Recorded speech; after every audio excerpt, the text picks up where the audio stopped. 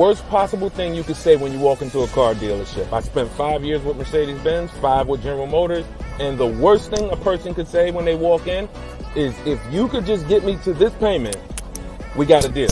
So your loan's probably still like 19, which means you got to pay to get out. You're upside down. It's called negative equity.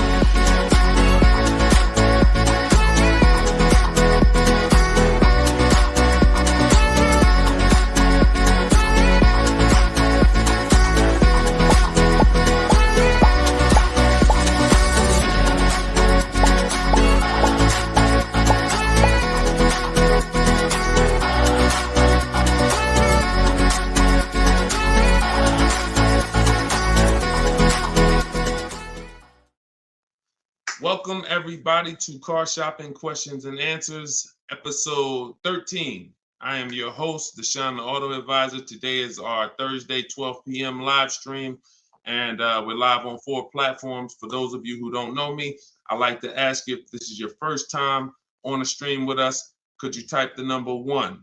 Can you type the number 1 if this is your first time on a stream with us? And to those who've come back, if you've been with us before, could you type the word welcome to all the people who have been with us before? Welcome, and welcome back to those who've been with us. So for those of you who don't know me, my name is Deshone. I'm publicly known as Deshone the Auto Advisor. I spent 14 years in the car business, 5 with Mercedes-Benz, 5 with General Motors. Now, since the pandemic, I've devoted my time to showing everyone willing to listen how to get below market car deals, purchases, leases, new cars, used cars. And we do that by getting bids. We stop negotiating and we get bids. And that's how we get below market deals that other people are not getting. So I'm the author of Cars from Home, the new digital book, 7 Steps to Saving Time, Money, and Avoiding Dealerships. I'm going to show you what it looks like. Boom. That's the cover. And we're rated 4.94 on Goodreads.com. Next 30 minutes, you'll see when you visit my TikTok bio or my Instagram bio, or the link in the comment section that we have for you on YouTube and Facebook, that there's a timer. The book is normally $97, but you can get your copy for $24 as long as you get there before the 30 minutes is up. So I would suggest you get it and come back and join the broadcast. So my man Dolan is moderating in the background. You guys can start typing your questions and we will start to answer them one by one. We'll be on for about an hour and we'll try to get through as many questions as we can in that time. All right, Dolan, once you have the first one, feel free to throw it up. That's what's doing. Okay, and shout out to y'all on TikTok. Could y'all tap the screen if you're gonna spend a little time with us? Run those likes up like y'all always do. I appreciate you. And if you're on Facebook or YouTube, if you could hit the like button, it means a lot. It tells the algorithm we're talking big money over here, and they'll send more people who need this. This one's from Instagram. When buying used, is it wise to buy from a small lot? I'll take any, listen, as long as you've screened it down. When you screen down your used cars, first of all, when we're shopping for used cars, you want to be on every marketplace. You want to be on every marketplace that has used cars. I always compare this to like buying a TV. If you were buying a TV, you're not going to just go to Amazon. You're going to go to Walmart.com. You're going to go to Best Buy. So we want to be everywhere there's a car. And now, once you do that, and those sites we use, this is called my multiple marketplace strategy. We use Carfax.com, CarMax.com, Carvana. Don't get any ideas, because even if they're overpriced 90% of the time, they still may be the best deal 10% of the time. Most times CarMax is overpriced. Most times Carvana is overpriced, but that's not all the time. I always say Best Buy is usually overpriced for electronics, but every now and then they have the best price. So if you're not looking at them, you miss opportunities. So we use CarMax, Carvana, Driveway, Carfax.com, Cars.com, Auto Trader, Car Gurus, and eBay Motors. We're looking at all of those marketplaces, and then we're going to narrow it down. So once we narrow it down, first thing we're narrowing it down on is title history. We don't want frame damage cars, salvage title cars, flooded cars. Title has to be right. Based on Carfax, you can use auto check, but the only reason I don't like using auto check is because we need the service records. And service records is what's the important part when you're narrowing down. You need service record that shows on Carfax. And the last thing we let narrow it down based on is accident history. Some people do no accidents. Some people say, listen, there's different accidents on the Carfax. Let's talk about that for a quick second. You'll see minor accident. You'll see accident, vehicle was drivable. Good sign. That means it could have been a fender bender. They drove away. Then you might see vehicle towed. Red flag for me. You might see airbags deployed. Red flag. So whenever you see vehicle towed, just know that was a serious accident enough to where the vehicle couldn't drive away from. So that's what we narrow it down to. Now, when I'm narrowing this down, I'm not looking at who has the car yet. It could be a small lot. It could be a major franchise. Doesn't matter. Okay. If y'all gonna spend some time with us on TikTok, can y'all tap the screen every couple minutes and keep running those likes up? Appreciate y'all. Shout out to the new people. And if this is your first time on a broadcast, type the number 1. Type the number 1. Yeah, we live, Skinner. All right. If you don't see the banner above me, that means we're live. Whenever you guys see the banner, that means you're watching one of the replays, because we replay and rebroadcast these shows all day long so that everybody can see them. When you can't finish them, you're at work, you want to tell your friends, family about them, they can catch them pretty much any time of the day on all our platforms. But whenever you don't see the banner, which tells you when we're live, then we are live. All right. So that's that. Shout out to the first time people. But that's how we're going to narrow it down. I'm less concerned about where the car is. If it goes through that process and has great title history, great service records, great accident history, I'm open to it. Okay. Now, another one from Instagram. All right, Instagram with the questions today. When buying used, is it wise to buy? Oh, that's the same question. How do you get the original window sticker? We'll get it through the Carfax. We'll get it through MaroneyLabels.com if we're going to pay for it. I think there's a site called Get Clutch. I have a link. I have a link in my book, because every manufacturer doesn't do it.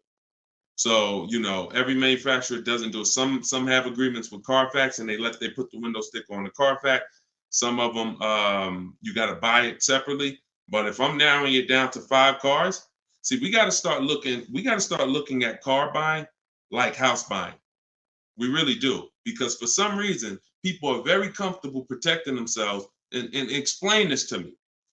Why is it people are very comfortable protecting themselves when it comes to cars? I mean houses, but not cars. So if we'll get a $600 home inspection to tell us if we should buy the home or not. You get what I'm saying?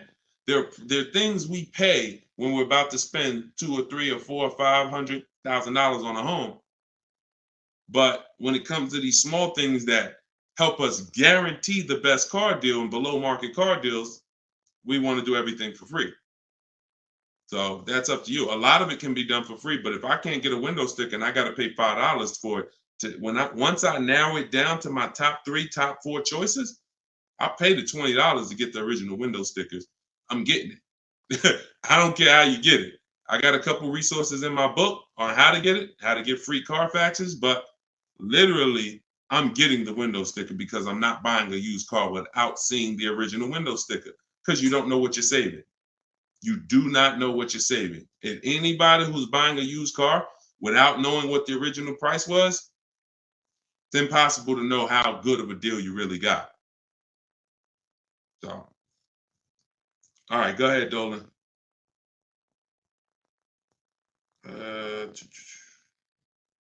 This one's from TikTok. How do you sell a lease car without the title? The same way I explained it. You don't need a title to sell any car. Who was taught you needed a title to sell a car? Type me in the comments, because this is a big one. There are people who not even leasing. There are people who have cars right now. You have a loan on it. And I used to get people who would walk in the dealership and they look at the new model, the most recent one, and they'd be like, Deshone, is that the whatever, 2019, 2020? I'm like, yeah, these just came out. Okay, I got 3 payments left. As soon as I make my last payment, I'm coming to get that one. I want to talk to you about that one. What's the reason? Why are you waiting?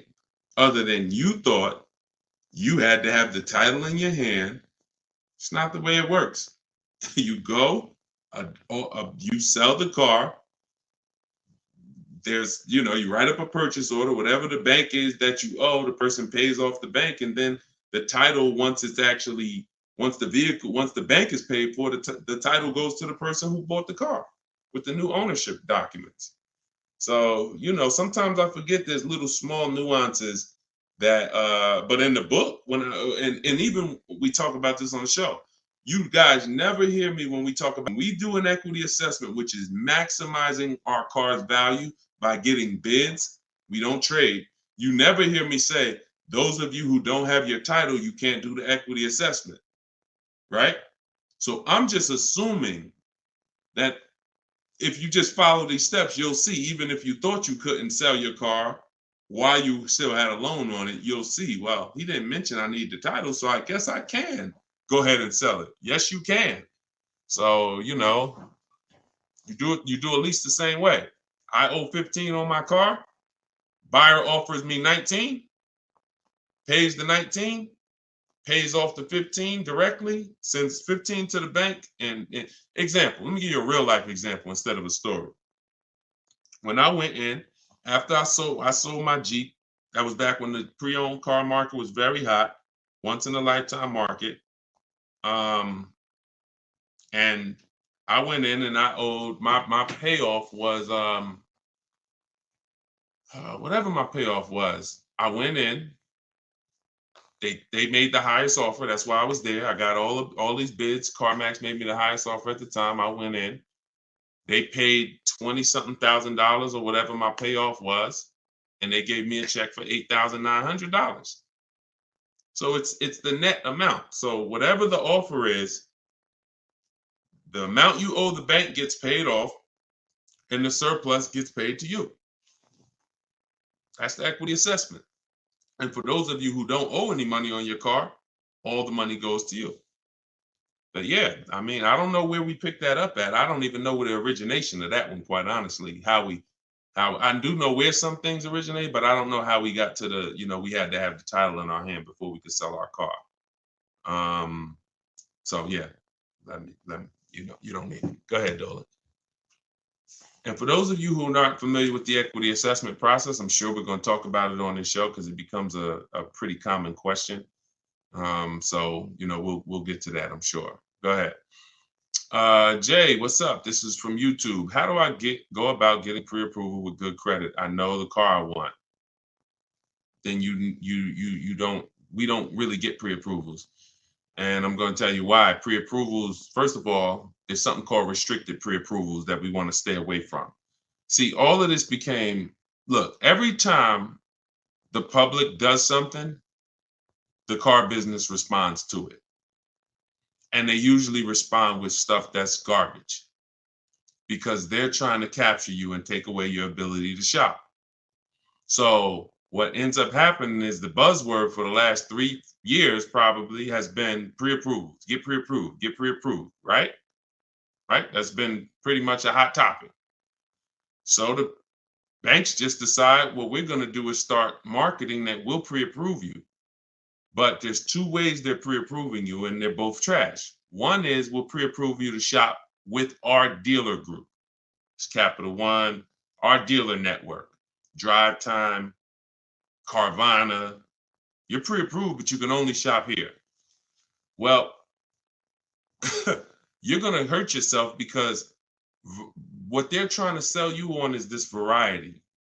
And understand something. Variety doesn't drive down prices. Now we're getting ready to get deep. Hopefully y'all can follow this. It's early. Hopefully you have some coffee and your mind is clear. This is serious financial conversation, but it's simple. If you walk into the Doritos factory and all they have is Doritos, there's no incentive for them to not make them all $7 a bag because it's all Doritos. You got a bunch of variety. You could have 100 flavors. You're in the Dorito factory, but you're not going to get great prices because there's no competition. So whenever you see Carvana says we have 50,000 cars to choose from, variety. Whenever you see, you can shop from our dealer network of, you know, X number of dealers. Any one of those dealers you can shop from, variety. That does not drive down prices. That's meant to control you. Think about the Dorito factory. You're walking around CarMax, oh, you got lots of cars here, but you're still in the Dorito factory. They're all one company that's setting the price. What drives down the price is competition. Competition is what drives down the price. So when these I have a whole section in my book on this, restricted pre-approvals. We stay away from them because they're meant to funnel you into somewhere so that you can actually do business with this person instead of doing what we do, which is shopping wide. If you're shopping for a used car, you should not be limited to anybody. You just heard the first question on the show talking about will we buy a used car from a small lot.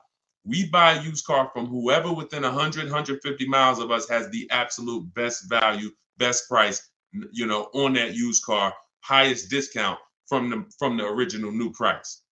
That means you're not going to limit me and tell me where I can buy it. So if pre-approvals were designed to do that, then we'd be good. If pre-approvals were designed to let you go shop anywhere, then they'd be good. That's the first bad part about pre-approvals is the restricted pre-approvals. And again, I'm going to tell you why we don't do it, and I'm going to tell you what we do.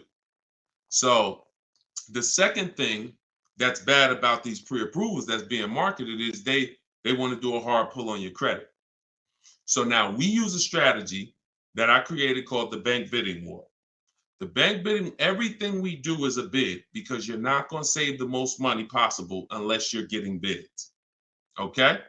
So if you want to guarantee that you paid the lowest price on any item, it's always through a bid. It's always through multiple offers. And the opposite is true. You want to have buyer's remorse? You want to always wonder if you could have paid less? Don't get a bid. Don't get multiple offers. So when they're asking for a hard pull, what we're doing is we're avoiding that because this is the way the bank bidding war works. You are allowed, I am allowed by the credit bureaus to have multiple people run our credit with a hard pull as long as it's within a certain time period. And the way we do it, it only takes us 2 days. They give you 14 to 45 days, but this only takes 2 days the way we do it. So a hard pull on your credit will drop your credit score X number of points. Let's just say 10 points. Now, if you do the bank bidding war correctly, you could have 20 hard credit pulls on your credit and it drops your credit score the same 10 points because this is called rate shopping, not car shopping. And many people get this wrong. Many people get this wrong because you got to come out of you cannot open up the rate window first by letting anyone access your credit with a hard pull. First of all, again, we don't want to rush when we shop. We don't want to rush when we shop. So if somebody gives you a pre-approval and they say, okay, you literally, now you did a hard credit pull, now go find your car, and then you only have 30 days before that pre-approval expires, what's going to happen? If you know the bank only gave you 30 days, now what are you trying to do? You're rushing yourself, right?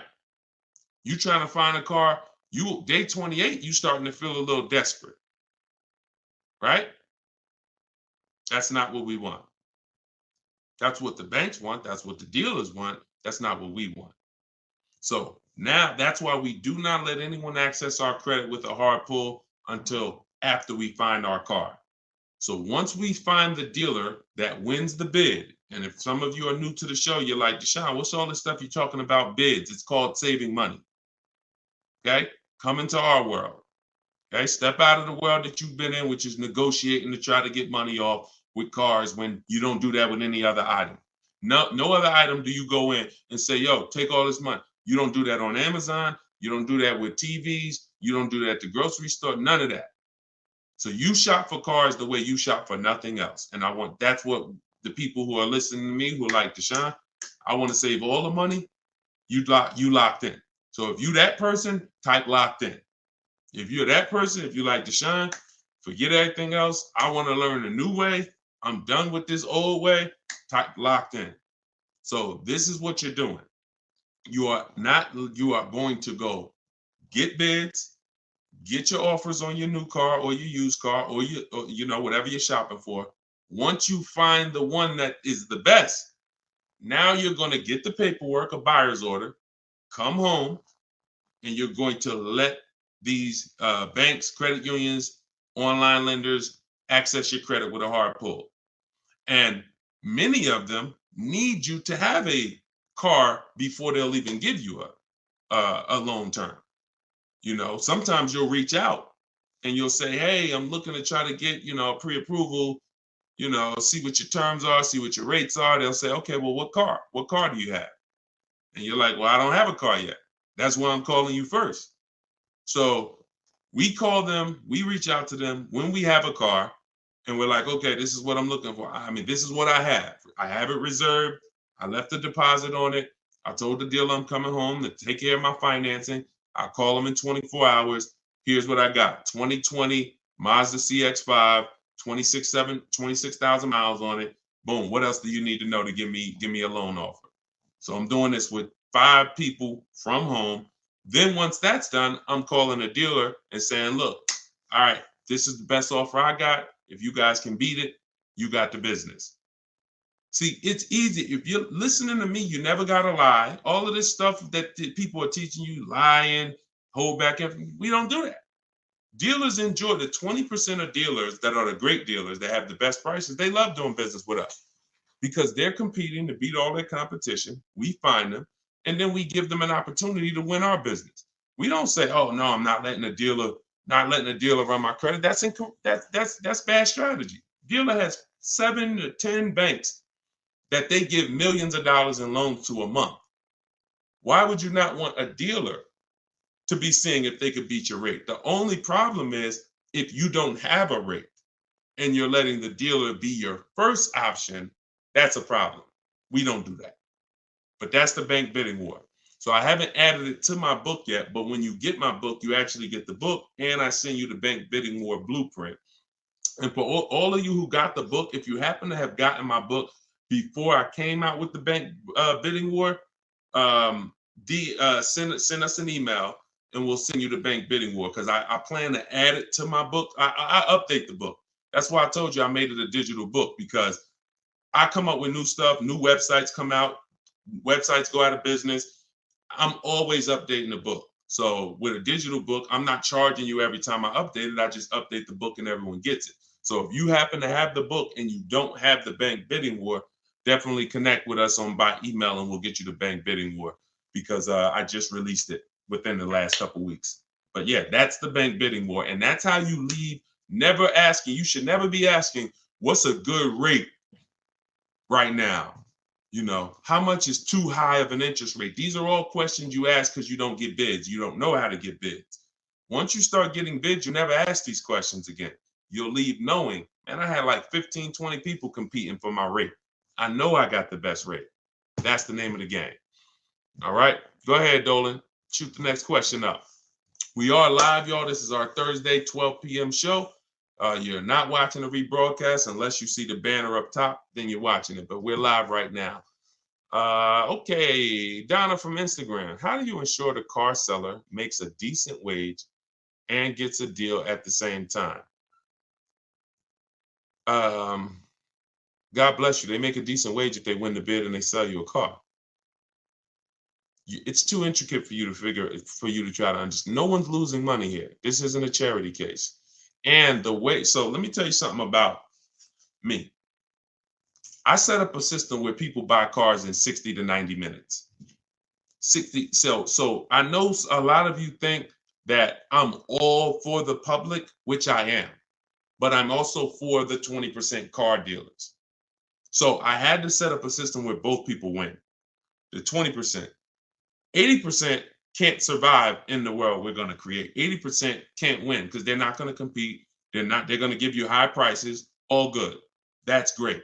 But the 20%, what we didn't like is spending so much time with people who don't even know a deal, don't know, like you're questioning every single thing because you don't have enough information.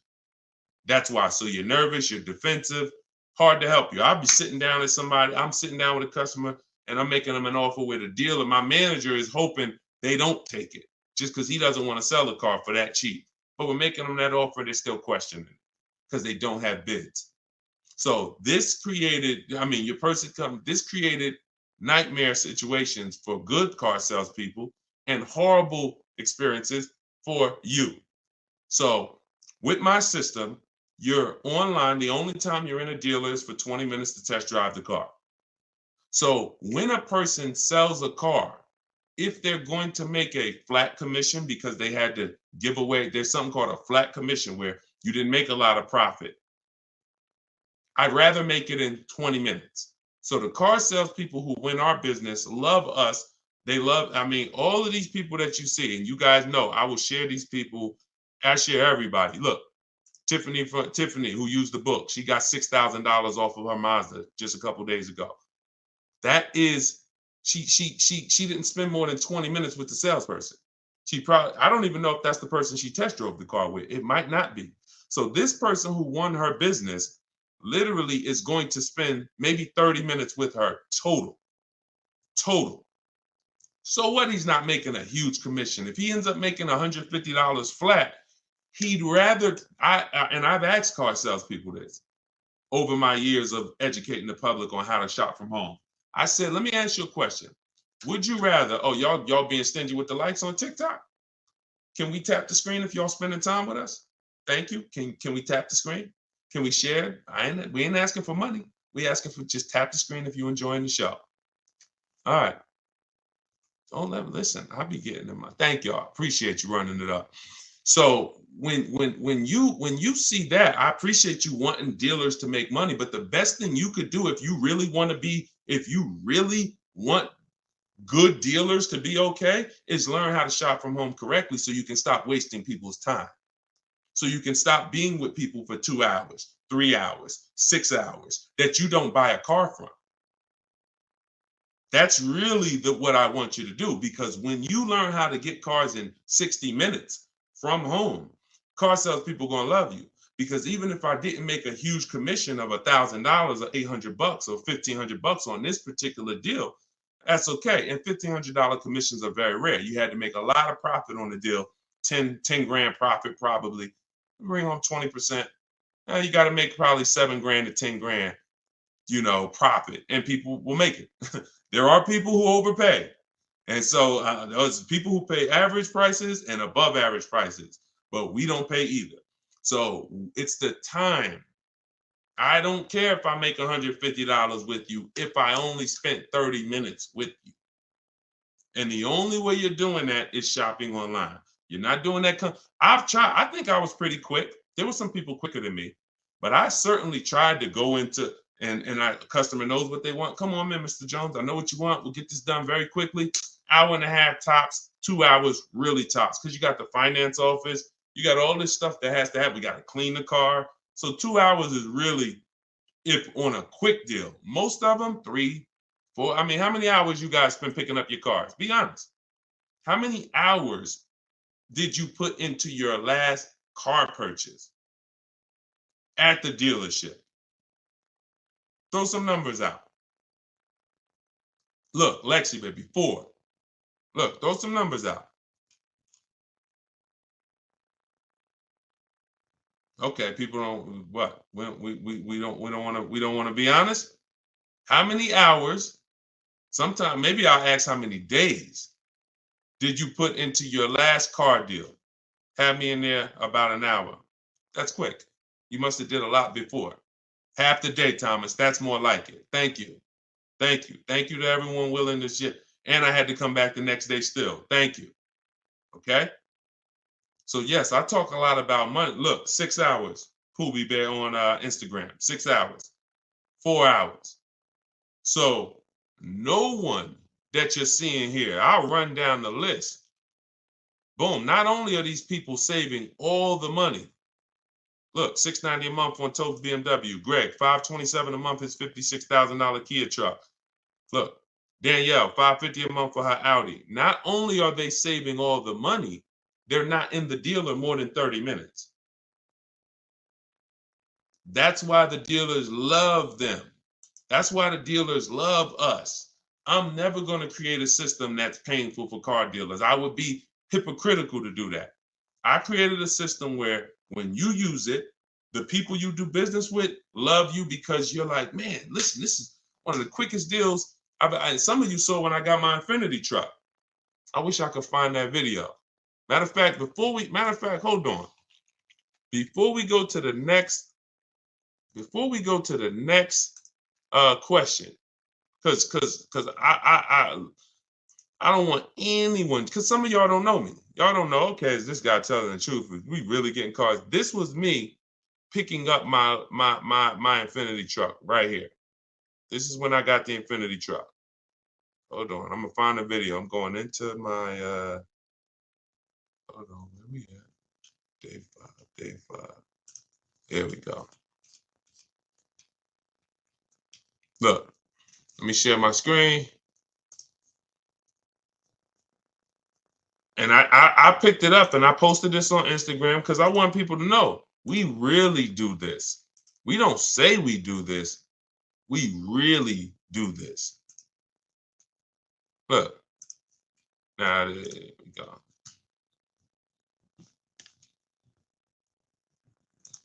All right, skip that. Oh, here we go.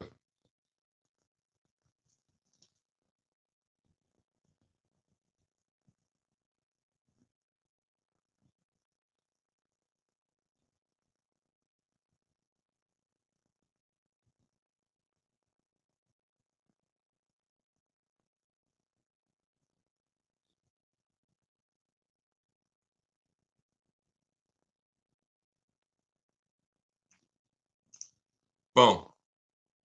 Do we understand? I know y'all can't see it on TikTok. You got to watch the rebroadcast because we're live on TikTok. We stream live from the device. Do you understand?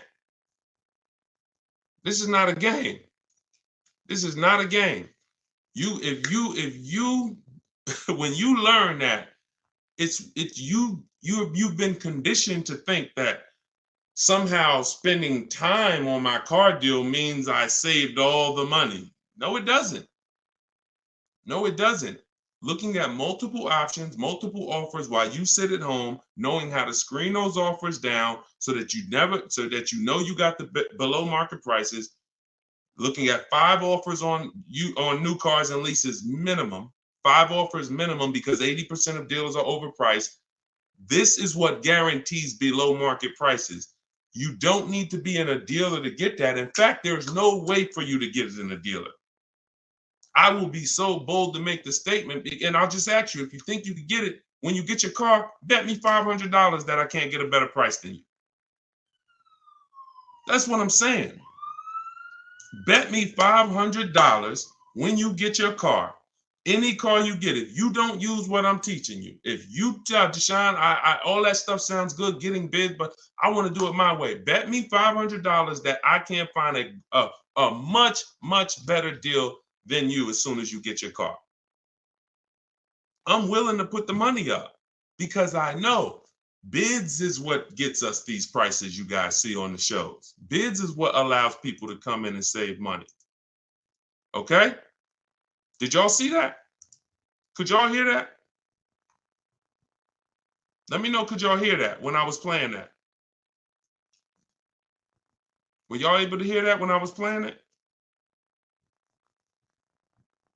Before I move on to the next question, before I have Dolan pulling the...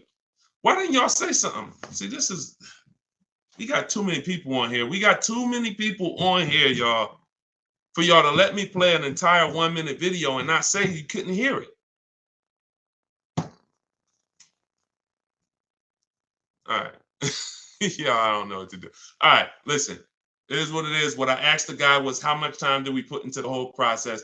He said 45 minutes. I said, take the test drive out of it. Take me and Monique test driving out of it. How much time did we spend? He said 20, 25 minutes top. Come on, lock in, y'all. Lock in. Go ahead, Dolan. Throw the next question up.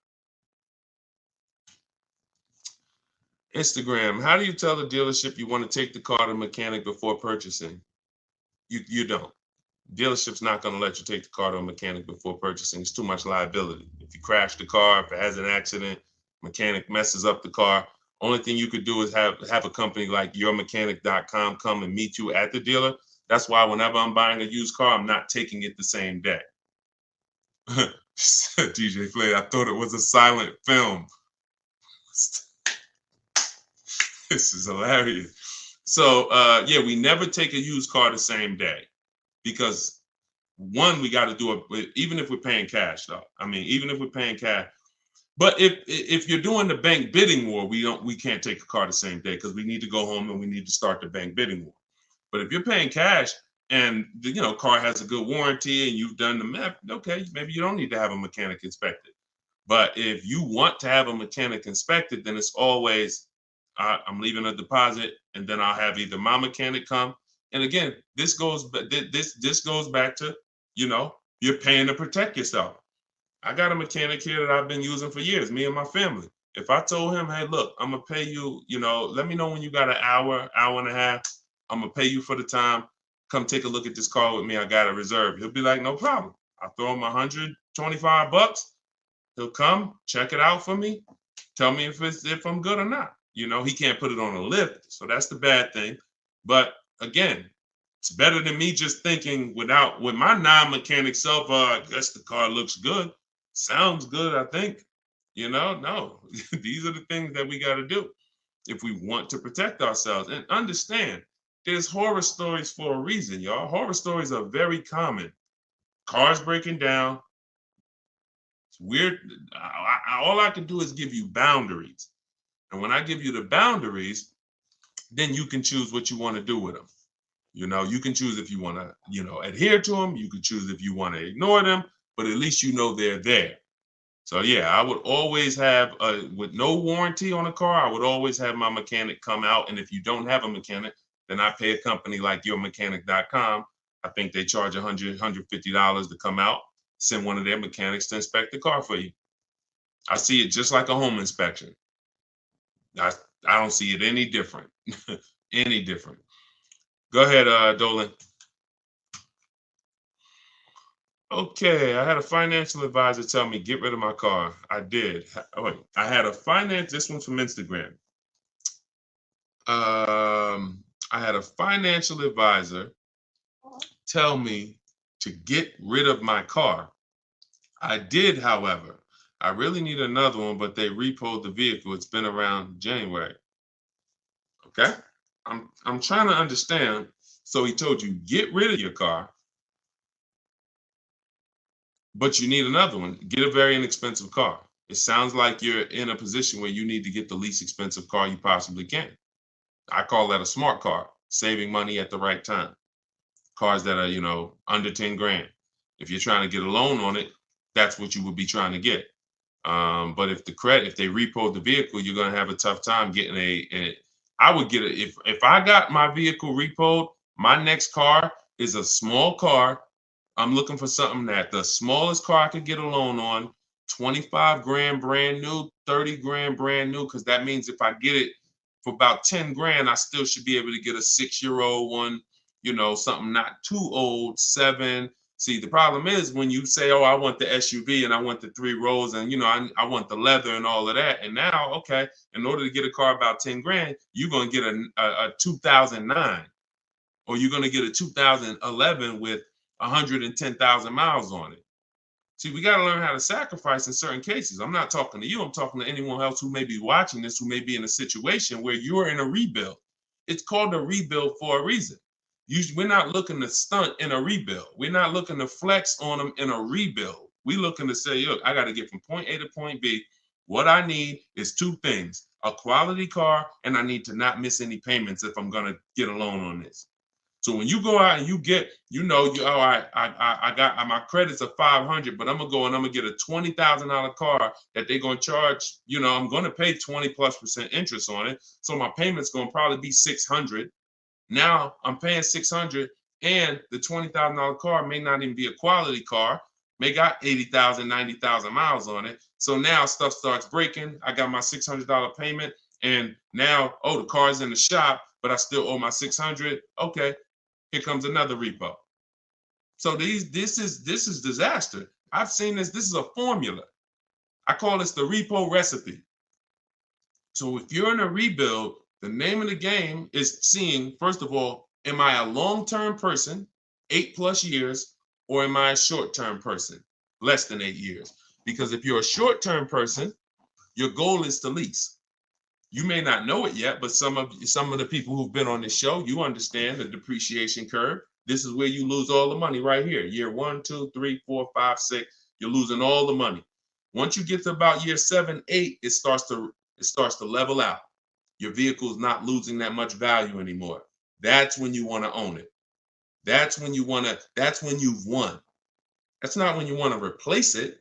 You don't want to say, hey, this is people. Oh, Deshone, I got 6 years of payments. Oh, I just paid the car off. Right when it was going to start leveling out depreciation wise. Oh, I'm going to get rid of it now. Lost all that money in depreciation. Now I'm going to get rid of it. So you need to know, if you're not an 8-year, 9-year, 10-year person, then you shouldn't be buying cars. You should be shopping for great lease deals. But you may not qualify for a lease right now. So your mission should be to qualify for a lease in the future, which means I'm going to drive a car that's not my ideal car. I'm going to drive a car I may not even like, but it's going to be reliable and it's going to be affordable. Reliable and affordable. And I'm going to drive that for 2 years, make every payment on time, and then I'm going to switch into another car, brand new lease. Or if I'm purchasing, because I'm a long-term person, I'll switch and I'll if you're purchasing, if you're a long-term person, you could get a car now, pay a higher interest rate, and refinance later. That's why you need to know who you are. But if you're a long-term person, 8+ year person, you could get a great car, reliable, and then refinance the loan. But you got to know who you are, because it's I see tons of people all around this country in here who are not in a position where their credit is good, but you have not come up with a goal and understood leasing. So what you're going to end up doing is financing a very expensive car, 20, 30 grand, and you're going to end up with a lot of negative equity. And every time you go to change your cars every 3, 4, 5 years, you're wondering why you have all this negative baggage and why your payments keep getting higher, your cars keep getting lower in quality. And that there's a reason for that. That's the reason. I just explained to you the reason. It's like a snowball that you're rolling that's against you, versus what I'm telling you to do is to have a plan so that you know, all right, I can't qualify for a lease right now, but in 2 years I will. So I'm gonna make sure I'm not gonna do anything right now that's gonna mess up my chances of getting a lease in 2 years. And if I'm not a lease person and I'm keeping this car 8 years, then I gotta get a great car and I'm gonna pay higher interest. But when the interest rates come down, when I fix my credit in a year or two, I'm gonna refinance. 2 different people, but you must know who you are. We clear? We clear on that? Type clear if y'all clear on that. Okay? All right, go ahead, Dolan. Shoot the next one up. What are the benefits, if any, of buying an electric or a hybrid vehicle? You need to know that. I mean, it's different for different people. Environment, some people, depends. That's a personal thing. A lot of people think that electric cars, I remember when I worked for Mercedes, we thought hybrids were good for people who drove a lot. So I was uneducated on hybrids. It's actually good for people who drive in the city, because every time you hit the brake, it would regenerate the battery. So that might just be Mercedes hybrids. That might be all hybrids. I don't know. But your reason for buying a hybrid or an electric car should be your reason based on your research. And so plenty of people, most people are not buying electric cars. Some people are. Some people buy hybrids. Frina was looking at a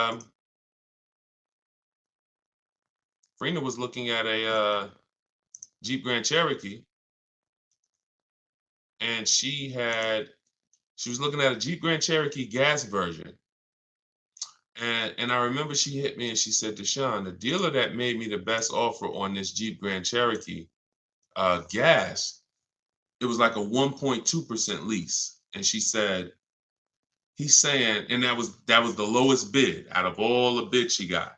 1.2% lease. And she said, but he's saying he might have he's saying he could do a better deal on this other one, which is a hybrid. And she said, what do you think? Because she's in a private group. Everybody who wants to know about, my private group, you want to attend my free masterclass, it's in the comment section. You can attend my free masterclass. It's an hour long. It's called Everything You're Doing Wrong, Buying, Selling, and Leasing Cars. And it's in my TikTok or Instagram bio. You can go and you can attend the masterclass if you want to find out more about my private group and my coaching program. But she said, so do you think I should just like have him like rework the deal? I said, look, if you're going to switch cars, pay attention, y'all, this is very important. Even though he won the bid on the gas version, you want to make sure you rerun the bids on that car. She said, okay, because she said, based on what he's telling me, he could get me to like 1% on the gas, on the hybrid one. I said, okay, run the bids. She hit me 24 hours later. She said, you're not going to believe this.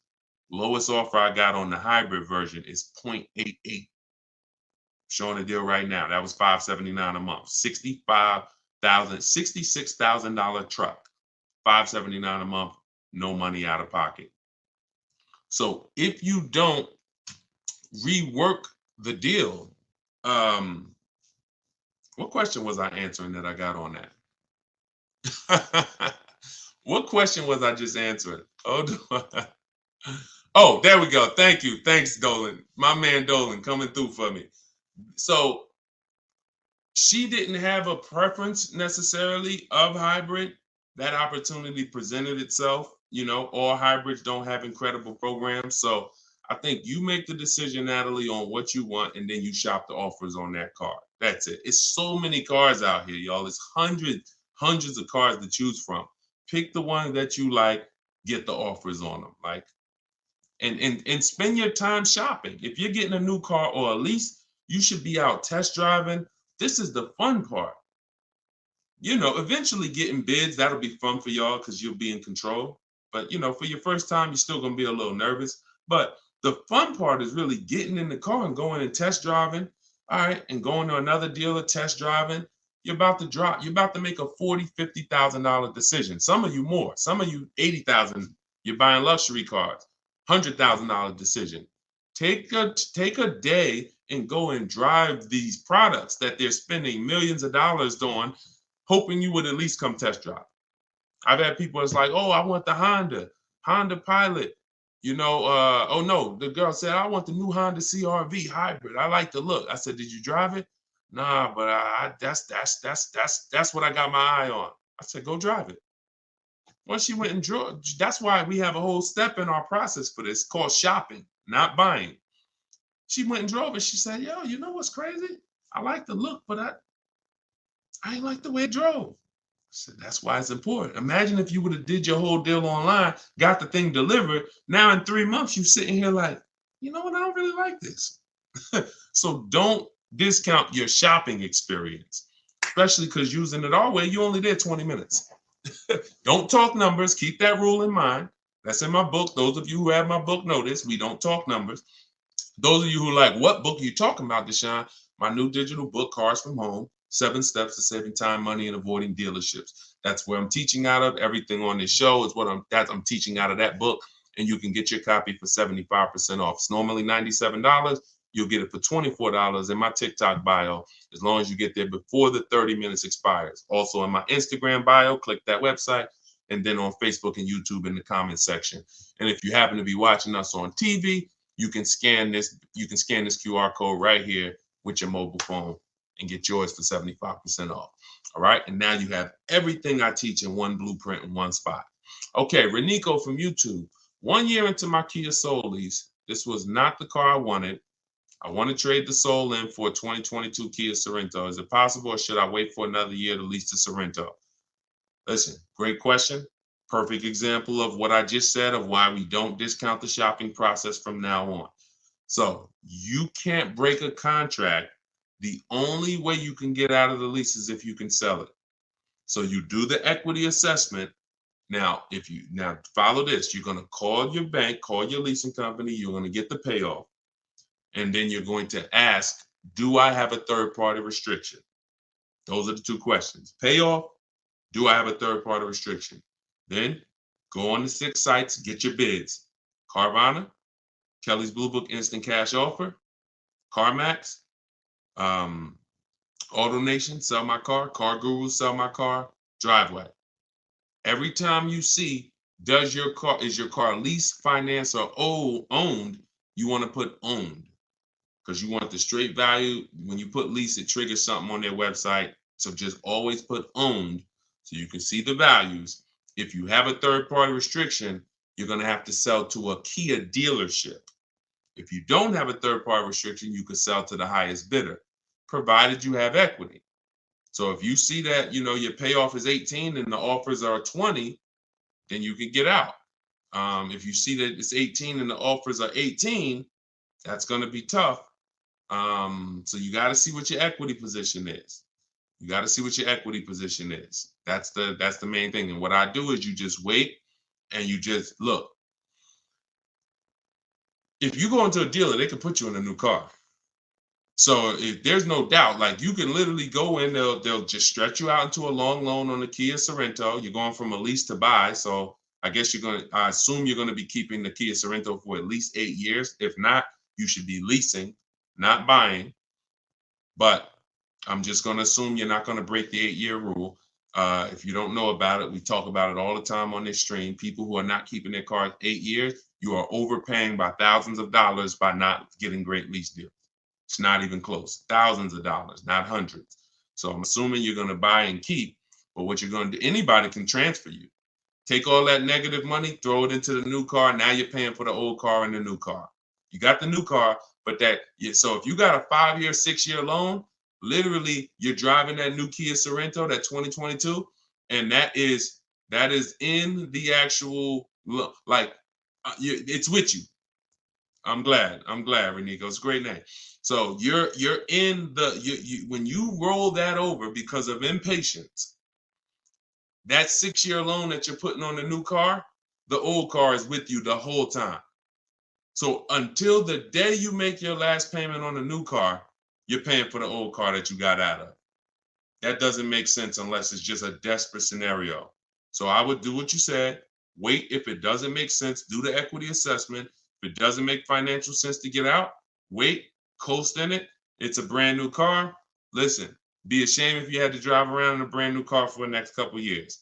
So just, but use it as a learning lesson to make sure next time you shop the way, you shop in a way that protects you from having to go through this again, because this is not what it should be. Okay. And it's not meant for you to replace a car this fast. It's expensive to do. There's penalties in doing this because the depreciation of a car is just too deep. It's just you lose 20% the first year. Doesn't matter whether you leased it, bought it, does not matter. So when you go and try to replace it, you're dealing with deep depreciation of what you got. And now you're like, oh, well, I'm tired of it. See, people who never do this are cash buyers. If you pay cash for cars, those are the only people that clearly understand this. If you are in pain, I have to work to help you understand this if you don't pay cash for cars. Because if you pay cash for a $30,000 car and then you said, you know what, I'm tired of it. Nah, this wasn't the car I wanted. And you brought it back to the dealer and they said, okay, well, look, I know you only had the car 3 months, but we can only give you 25 for it. You're like, wait, I only had it 3. Yeah, it's a used car. It's been titled. You're not going to take that deal, right? No one's going to pay 30 grand, turn around and take 25 in 3 months. So, but what when you are getting payments and loans, it doesn't change. It's still, you paid 30, they're giving you 25, but they're financing it. So that loss of the 5 grand, it's hidden in the monthly payment. That's why it's all about, what do you want your payment to be? What do you want your payment to be? What do you want your payment to be? Because once you see that you're losing a ton of money in a short period of time, you wouldn't do this. So it's hard for people with payments to understand. That's why I have to make it clear for you. The depreciation doesn't lie. The unseen expense doesn't lie. So we don't want to replace cars in a year or 2 years. It's just not made for that. All right, but run the equity assessment, Renico, and see if that works out and see if by chance you could break even and get out early. Okay? Go ahead, Dolan, shoot the next one up.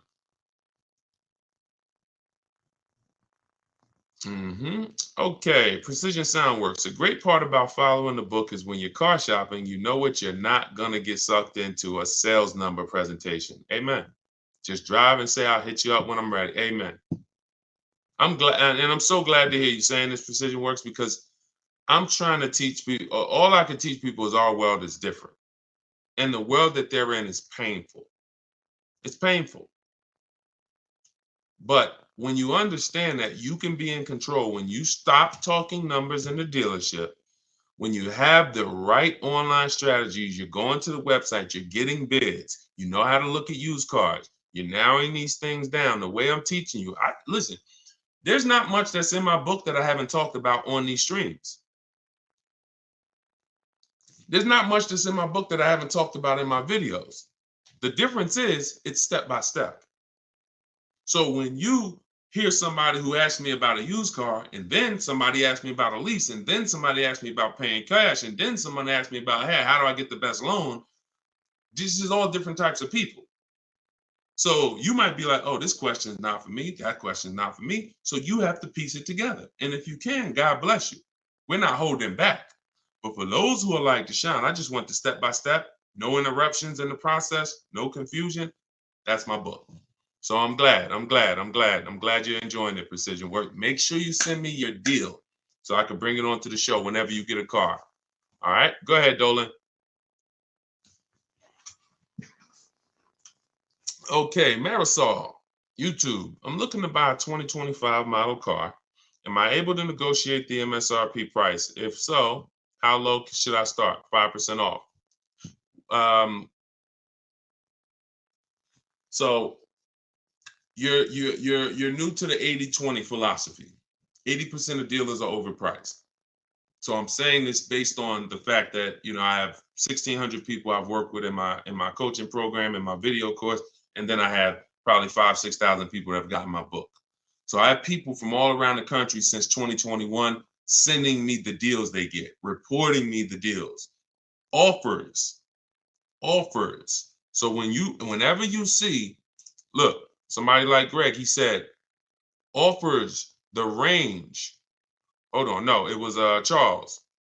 Whenever we see the range 1.2 to 1.66, I always tell people, if you don't see a $3,000 to $5,000 difference between your offers, you didn't do it right.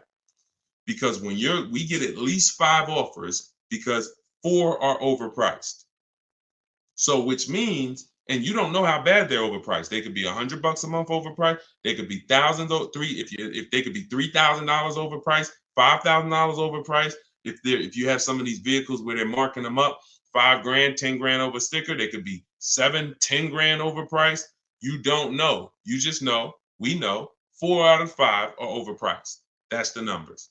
So if you are by chance going in and thinking, I'm going to negotiate based on any made up number in my head, you're going to lose because you just don't know what the bottom is. You don't know what the bottom is. Feeling for the bottom is a bad way to go because you're never content. You always question, was that really the bottom? You think we could have did better? And you have no price assurance, which means if I said, listen, Marisol, you just got your vehicle, bet me $500 that I can't find a better priced vehicle in 48 hours. You wouldn't take the bet.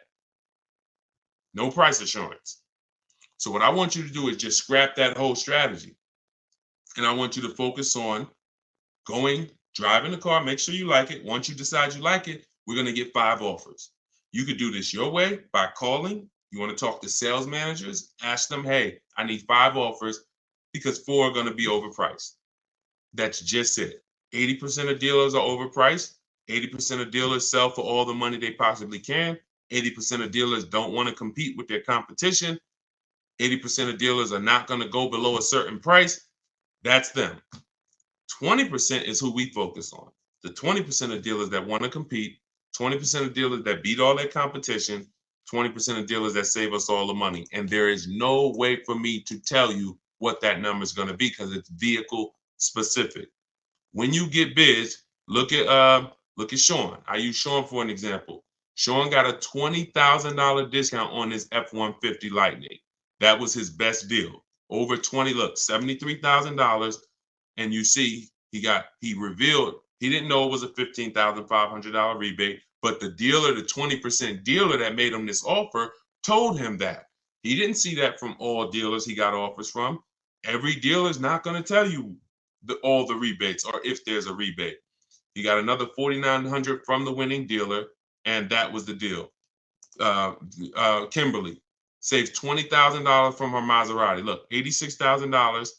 The selling price was $66,261. That's 20 grand. Now, in the case of Eddie got a new Toyota Camry hybrid. He got bids, all the bells and whistles. He said, I was able to get everything I wanted plus more, $2,086.83 under MSRP. That was his best bid from reaching out to multiple Toyota dealers. $2,086 under MSRP. It depends. It changes.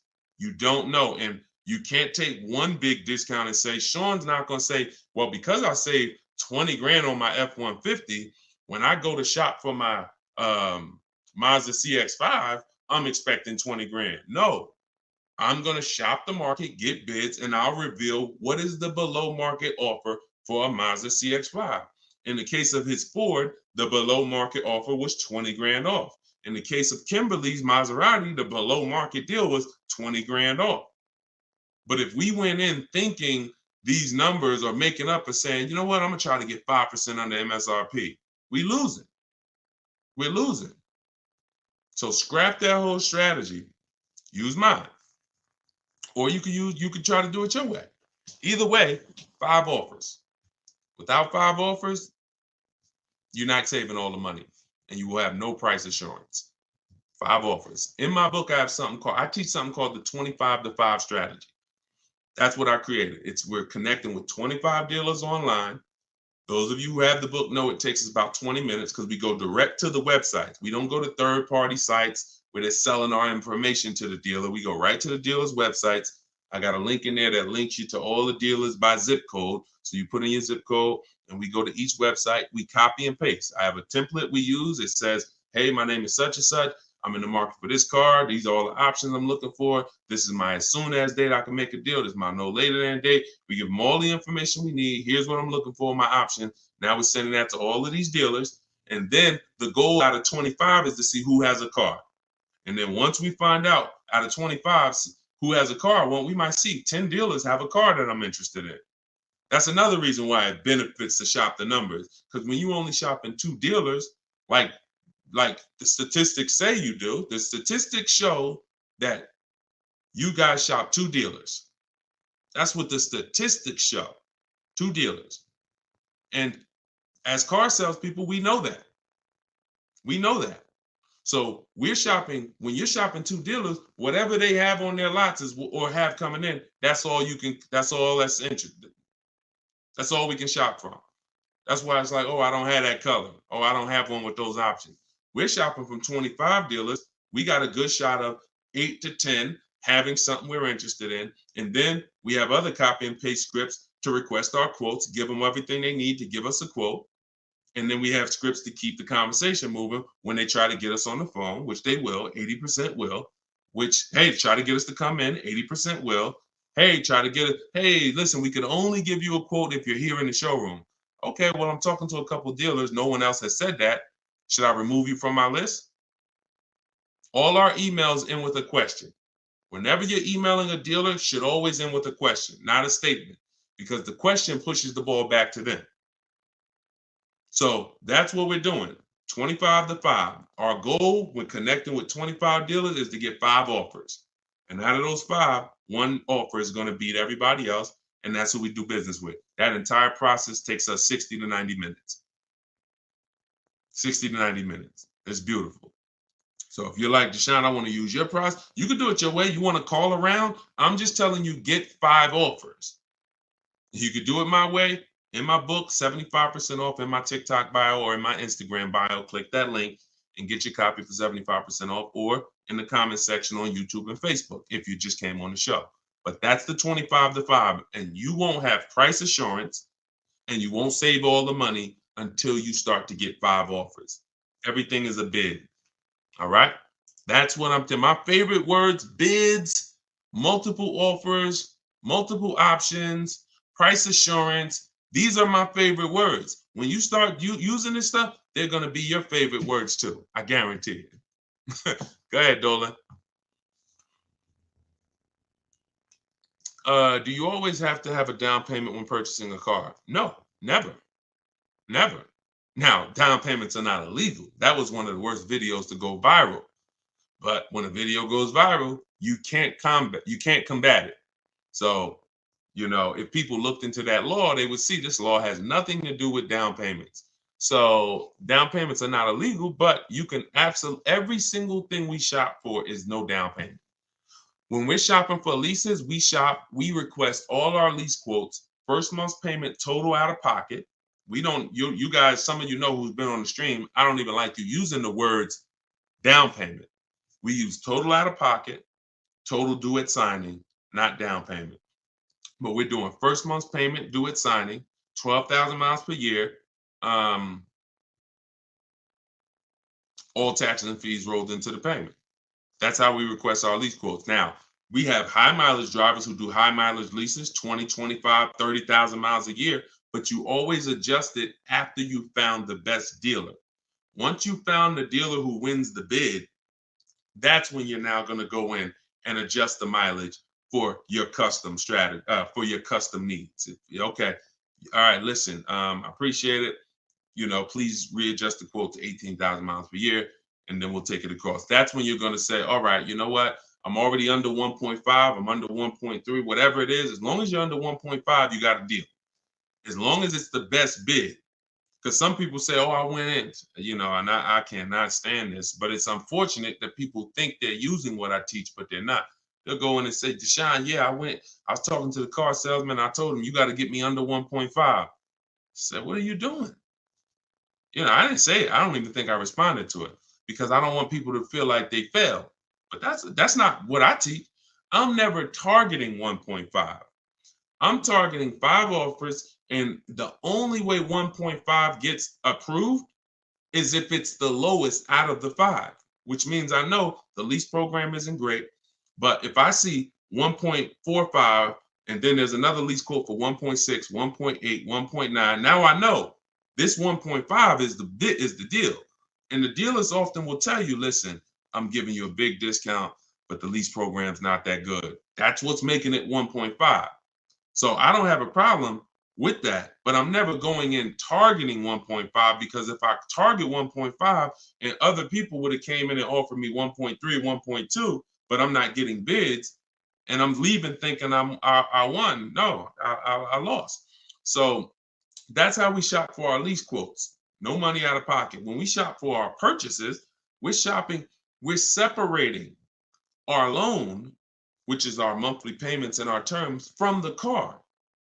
So this is going to be easy for you once you really see that your loan is separate from the car. You are looking, if you're buying a used car, you're looking for the best price used car in the market, 100 miles, 150 miles. You're narrowing it down. Once you find a dealer who has that car, you've already won on the price of the asset. Check. Now we're going to handle the loan.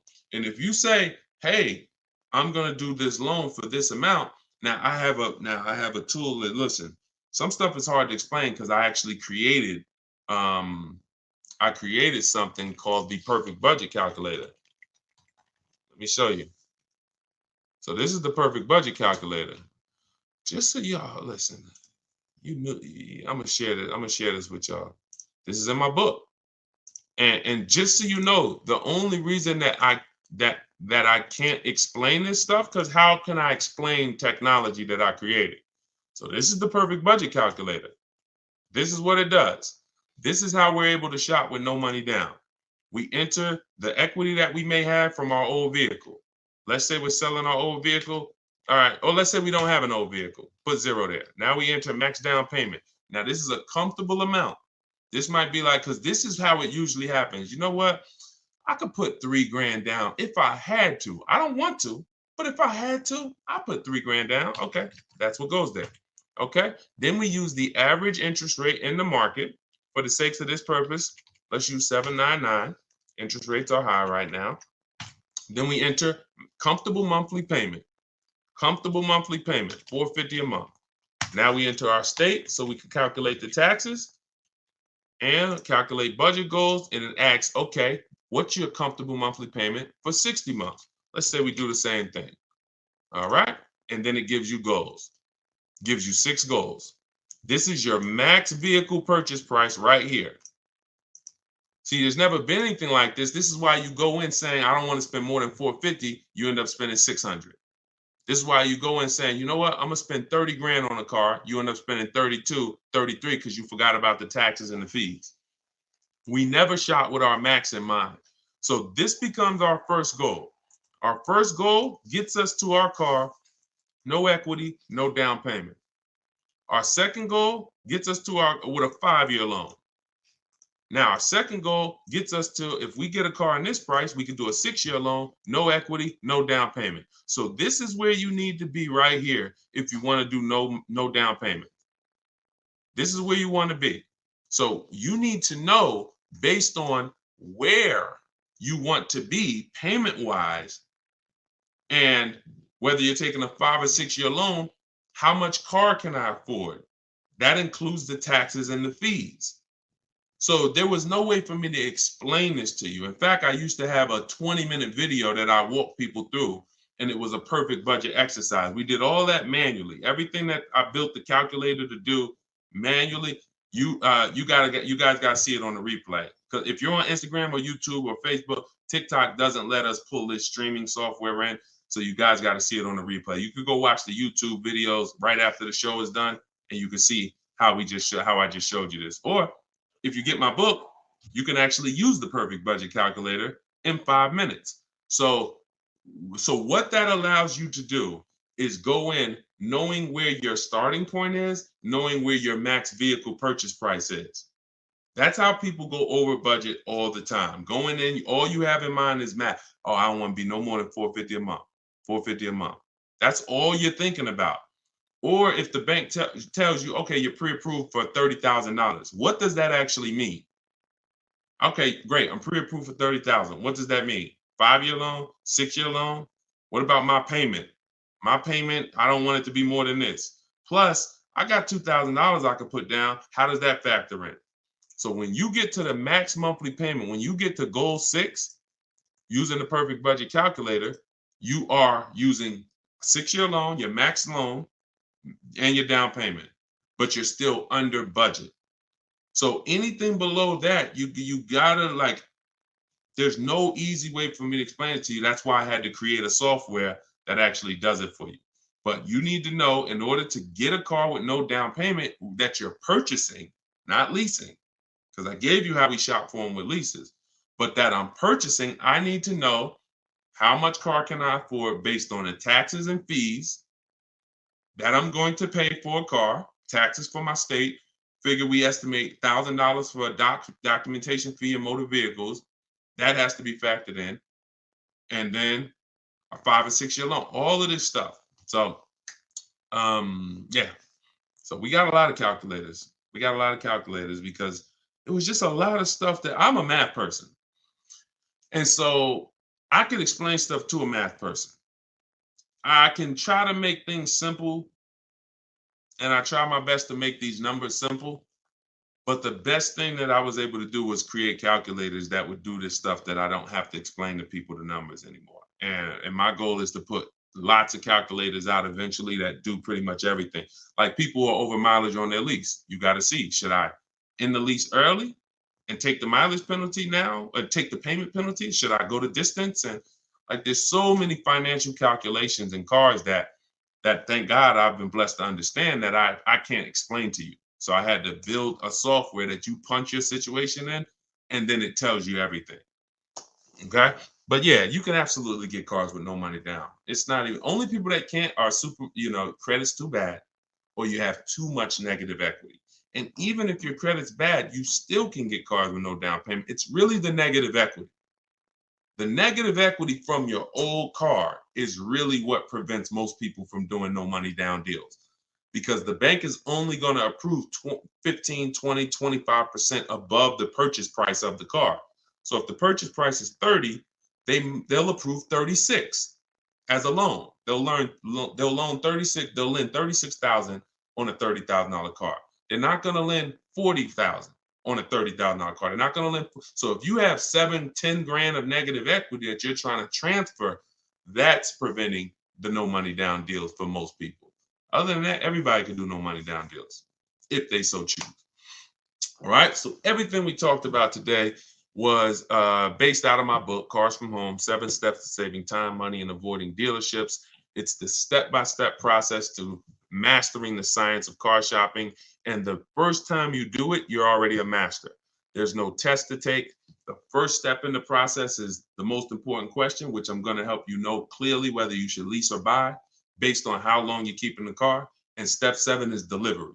So by the end of this, when time you get to step 7, I'm congratulating you, and we're like, okay, let's set up if the dealer is going to deliver the car or if we're going to go pick it up. That's delivery. So it's not this book you read and say, okay, all right, I'm ready for the quiz now. Let's take our test. No, every step is an action. Equity assessment, budget tool, choosing your car, shopping for it, doing a check to make sure it doesn't have any bad data out there like electrical issue software, and then getting offers, then paperwork, then delivery. It's a walkthrough. So you can get your copy for 75% off in my TikTok bio, in my Instagram bio, or we have a comment pinned in the YouTube and Facebook section. Or if you're watching us on television, you can scan the QR code and use the strategies, everything I teach in one spot. All right. Make sure you send me your deals. We'll be back for another live show shortly. If you're watching the broadcast, if you're watching the rebroadcast, you'll see the times that we're live. For those of you who want to attend my free masterclass, Everything You're Doing Wrong, Buying, Selling, and Leasing Cars, that link is also in the comments, and it's also in my TikTok and Instagram bio. You'll need about an hour, and then we do Q&A for an hour after the class. So any way you get it, make sure you get it. I don't care how you get the information. All we do is put the information out. The rest is on you, all right? I'll see y'all on the next show. God bless you.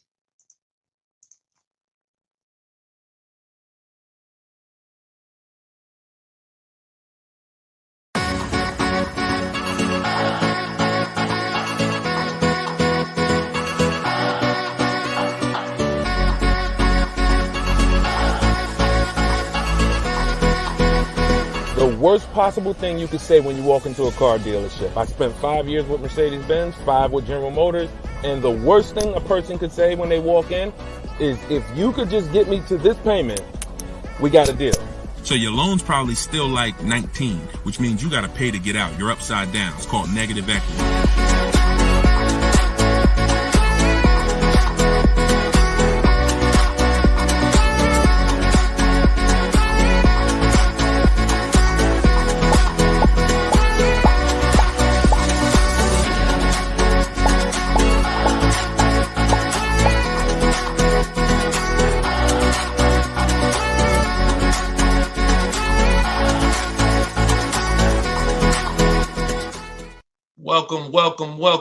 Welcome to Car Shopping Questions and Answers, episode 14. I am your host, Deshone the Auto Advisor. We do these live streams throughout the day. We rebroadcast them, so you may have seen a rebroadcast, but today is our Thursday. Is it Thursday? It's Wednesday. I was saying, what day is it? It's Thursday. Thank you. Our live broadcast. And we do rapid fire Q&A. We are streaming on 4 platforms: TikTok, Instagram, YouTube, and Facebook. So you guys can start taking your questions. Yeah, I see you, real Zubir. I see you. We're live right now. And whenever you guys don't see the replay banner, that means you're watching a live show. So we do replay these broadcasts all throughout the day so that, if you can't watch them all, you can tell your friends, your family. But whenever you don't see the live replay banner, that means we're live. So you guys can start typing your questions, and we'll be pulling them in from all 4 platforms. So just go to deshonsbook.com, Mr. Silver. I see you on TikTok. The people with the TikTok browser were having a problem getting the book, but some people said they were able to get it on TikTok. So just try typing deshonsbook.com into a browser, and you should be able to access it. So as you come in, start typing your questions, and we'll start getting to them. For those of you, if this is your first time ever on a live car Q&A with us, can you type the number 1? We always like to know who's a first-time person, first time ever on a car shopping Q&A with us. Type the number 1. And if you have been here before, then I want you to send a, I want you to type welcome to the people who are first timers. Reginald, what's going on? I see you, Reginald, on YouTube. I see you flipped apart on Instagram. Sweet Major, I see you. Herman, I see you on Instagram. Real Zubir, I see you. Mr. Silver, welcome back. I see you on TikTok. If this is your first time with us, type a number 1. We welcome you. My name is Deshone the Auto Advisor. As I said, I spent 14 years in the car business from 2006 to 2020, left after the pandemic, never went back to Mercedes, and have been teaching people who are willing to listen how to save the most money, get below market deals, guarantee their best prices, their best interest rate, their best deals, car shopping online, getting bids instead of negotiating. So it is an entirely different science, but we go deep on it here. So feel free to ask your questions, and we'll start getting to them one by one. Everything I'm going to be teaching out of in this stream is out of my new digital book, Cars from Home, 7 Steps to Saving Time, Money, and Avoiding Dealerships. And we're going to put a comment for you guys in the Facebook comments and in the YouTube comments. We just like to get the housekeeping done so we could get right to the show, because once we get to the questions, we don't turn back. We don't stop until the hour is done. So we'll be here for about an hour. So we're posting a question now. Those of you who want the book on Instagram, it's in my bio. It's in my TikTok bio, and you can get yours for 75% off. You won't pay the normal $97 price. So let's get to it. All right. Let's see. We have Instagram. My car is out of repo and it was bad deal from jump. What can I do? Okay, so you got your car out of a repo. All you can do to get out of a car is sell it. That's it. You could sell it. Now normally you might say trade it, but we don't use the words trade here. We use the word sell it. So whenever you are, because you're not going to get the most money trading. So you want to do something we call an equity assessment. You want to find out how much you owe, call your bank. And this is the first step for everyone. If you have a car right now that you need to replace, I want you to stop thinking about trading, and I want you to start thinking about getting bids on it. Okay? No matter what you have, if you have this phone right here and you said, I'm going to trade this phone for something, are you going to get the most money for the phone? Think about that. Think about that. Yes or no? And always stay close to your keyboards, because we dialogue here. Okay? I ask you questions. I need you typing fast in the dialogue. If you had this phone right here and you said, I'm going to go trade this phone, that's different than you getting bids on it and seeing what's the most money somebody will pay for this phone. Okay? So that's what we do when it comes to our car buying process. So you're going to call your bank, find out what you owe, and then you're going to go to CarMax, Driveway, Carvana, Kelly's Blue Book Instant Cash Offer. Do not use KBB.com. It's a marketing site. And all it is an algorithm. It's algorithms trying to tell you what your car is worth. We're past that day. The world we live in now, we can get offers. And that's what you want. That's all that's important is offers. So Kelly's Blue Book Instant Cash Offer, Car Guru, Sell My Car, and Auto Nation, Sell My Car. That's 6 people who are competing to buy cars every day. And that's where you want to go. Once you go there, you'll be able to see if you have equity, means you could get out very easy. So if you owe 15, but your highest offer is 20, that's a 1-hour inspection. They'll cut you a check and you got the equity. That equity is cash money to you. You put it in your bank. You can use it as a down payment. If you have negative equity, that's a different story. You're going to need to account for that. But the first thing you must do if you are replacing a car is an equity assessment. Okay? That's step 2 in my process. After we decide leasing or buying, and I'm sure we'll be talking a lot about leasing versus buying while we're here. So, all right, let's go. Keep the questions coming and type out your entire question. Try to get it in one shot so that we can see it all. But that's your first step, the real Zubair. Do your equity assessment. If you said you owe quite a bit, you gotta do the equity assessment and get real numbers. Let's get out of the gray area. I know I owe a lot. Oh, I got some equity. Oh, I got some negative equity. Let's get hard numbers so that we can move to the next step intelligently. Okay? Car buying is all about the numbers. Oh, it's still in repo. Then see if you can get the cash to get it out. That's it. I mean, if you can't get the cash to get it out, then what are you going to do?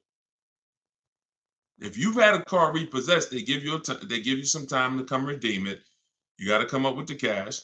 If you come up with the cash, then at least you have a car and you can rebuild your credit based on having a car not repoed yet, but taken, which means you've gone 90 days, past 90 days on your payments.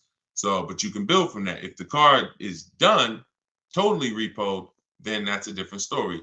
Now you're going to need to shop for a car with a repo on your credit, and that's going to be a different way to shop.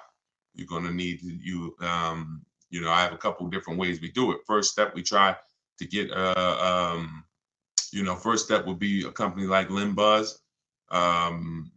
They'll pre-approve people with really, really challenged credit, no credit, new people to the country. But you're going to want to make sure you don't go out and overspend, because the biggest problem with people with bad credit is you're overspending in the interest and the car. And what we do is we separate the interest from the car. What does that mean? Your loan is a product. Your loan, I know here's what you've typically done. You've given the car dealers 3 transactions. And that's why you can't get good deals. When you go and trade your car into a dealer, that's a transaction. You sold them your car. That's why on that buyer's order, there's a specific part for your car. They're buying your car. That's a transaction. Another part of the transaction is you bought a car from them. That's a different transaction. And then if you got your loan from them, that's a third transaction. So there's no way to get a good deal when you're giving dealers 3 transactions or 2 transactions and you haven't gotten bids for either. Break this down a little bit more before we go to the next question. There are companies that want to lend you money. They don't sell cars. That means they're willing to compete against other companies that want to lend you money. That means if this company is giving you an 8% interest rate, this one might give you a 7% interest rate, this one might give you a 6.2% interest rate. They're willing to compete. You need to bid that out. You need to bid that out. See, the only way we have price guarantees, what's going on, Trini, man? Good to see you. The only way we get price guarantees is by bidding our business out. So there's companies that only want to buy your car from you. Those are the companies I named like 5 minutes ago during our equity assessment. They don't even sell. They're not interested in selling your car. They like to, but they're also interested. Hey, we just want to buy your car. Even if we can't sell you one, we'll buy yours from you. You should be bidding that out. Type $ if you're clear on that. And then when you buy your car, you're bidding that out. So when people with bad credit usually go and don't have a strategy like the one I'm telling you, you're going to go and overpay because you're mixing the loan with the car. You're going to a dealer saying, hey, I like that car, get me approved. So you didn't even get a bid to find out, was that the lowest price car? Because some people think all dealers' prices are the same. They're actually all different. And look, only you know, but I know, I've been doing this long enough to know there are people who've been taught every Nissan dealer is the same price. That's why they'll come home and say, man, Nissan doesn't have good deals right now. No, one Nissan dealer didn't.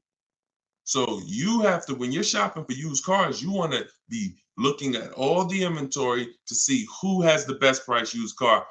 Then you would use a company like LendBuzz, like I mentioned, who approves people with bad credit, no credit, new to the country, because at least you know you got a great price on the car.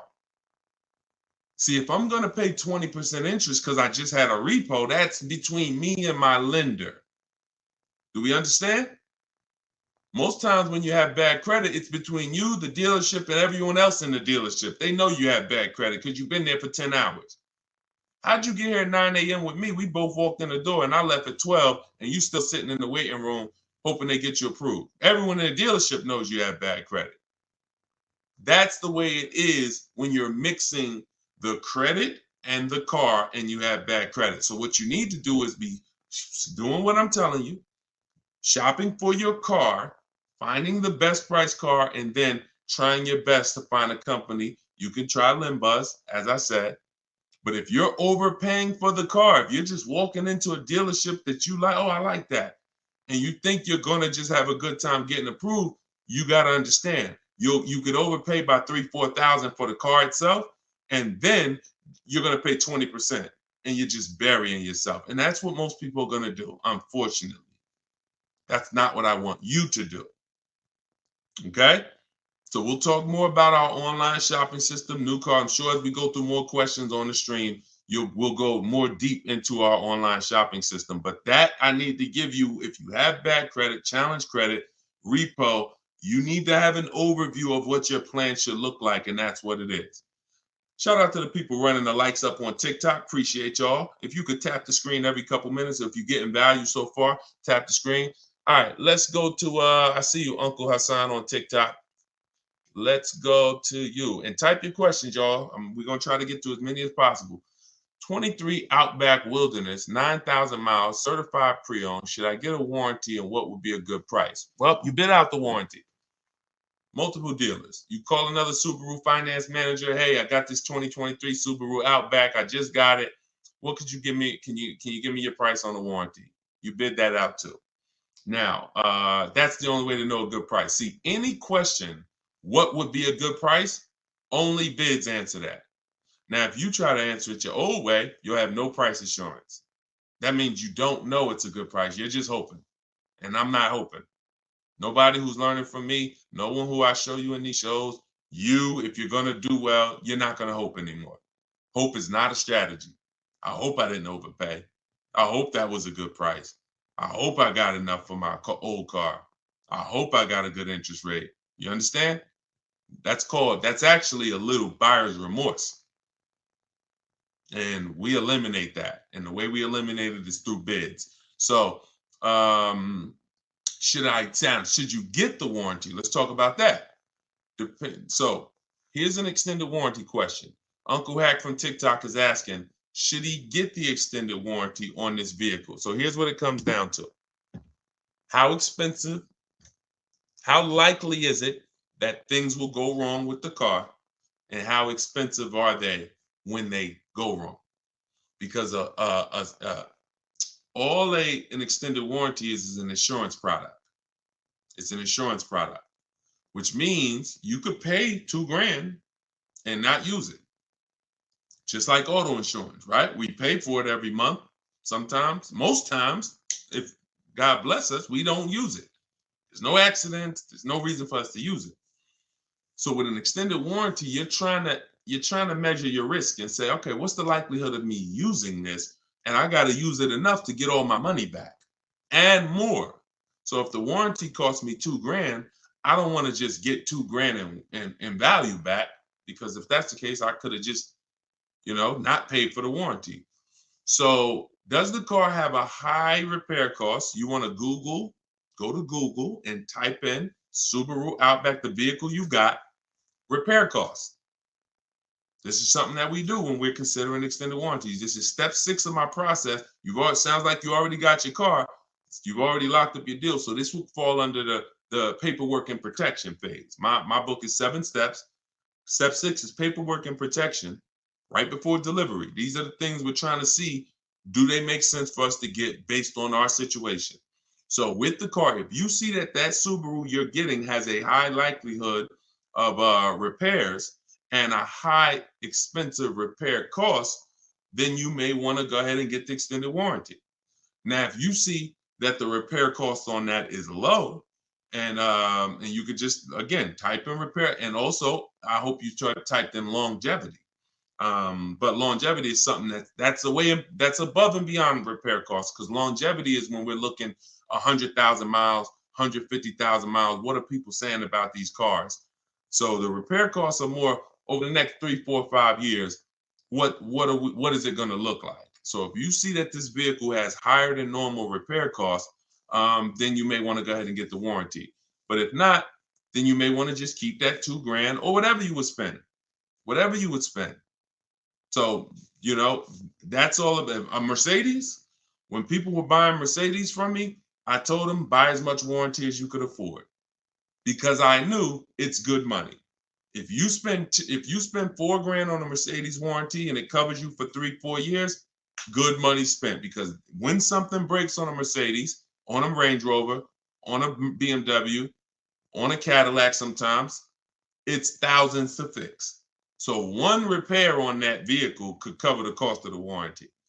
But there are other vehicles on the other side of the spectrum, Honda, Toyota, Lexus. There are plenty of vehicles on the other side. Mazda does well. So you want to see where your vehicle is, where your specific vehicle is, and that's how we're assessing our risk. Everything we're doing with an extended warranty is a risk. It's a risk assessment.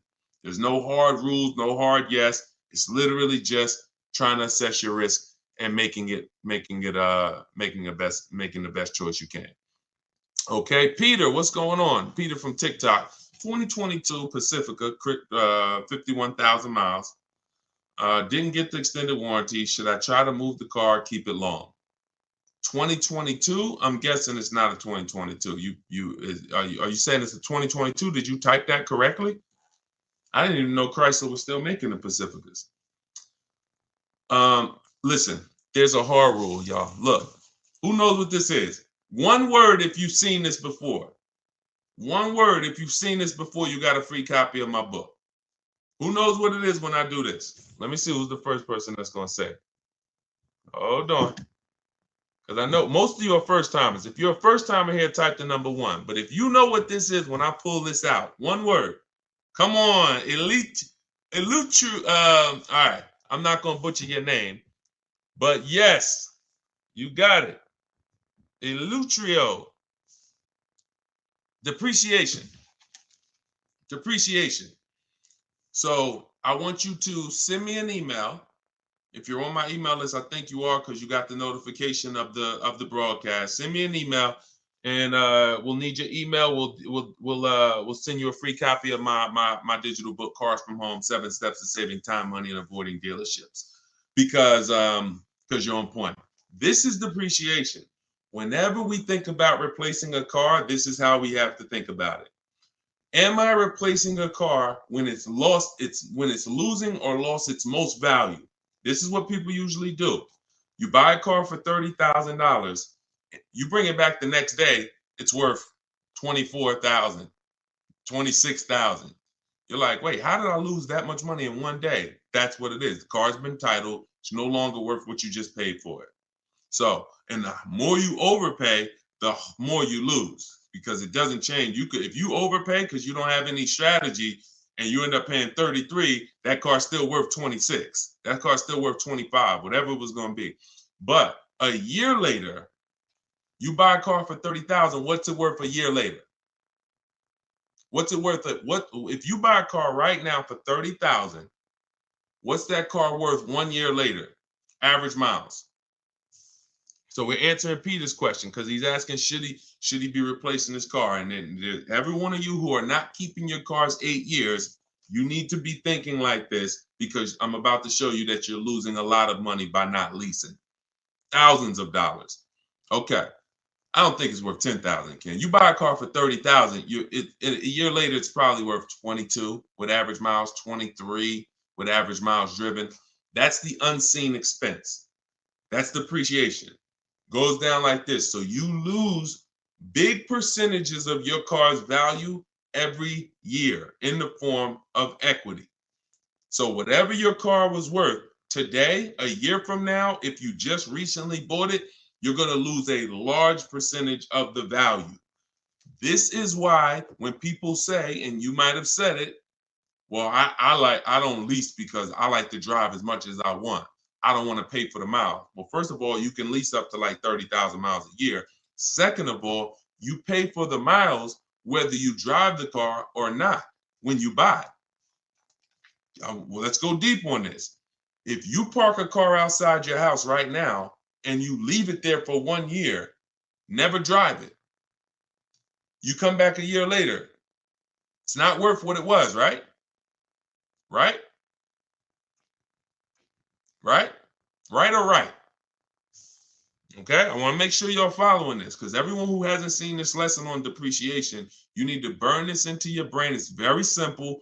It's this a high school kid could understand what we're about to go over. So a car that you bought for 30,000 this year is going to be worth 23,000 next year with average miles, and then it's going to be worth 18,000 the next year, and then it's going to be worth 16,000 the third year, and then it's going to be worth 14,000 the fifth year. It's going to keep going down, but there's going to come a point in time where it's no longer losing that much money. Who has a car outside right now? If you've had it for at least 8 years, tell me how many years you've had it outside right now.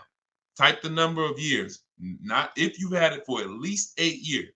Because I want to let Peter know that if he's not keeping his car for at least 8 years, he should be leasing. He should be shopping for great lease deals, not great purchase deals. And there's no way for you to get a great deal if you purchase when you should have leased. It's no way. And I'm going to show you that too. Okay, so tell me, let me know. Let me see. How many years have you had the car outside? So Al, I see you've had it for 14 years.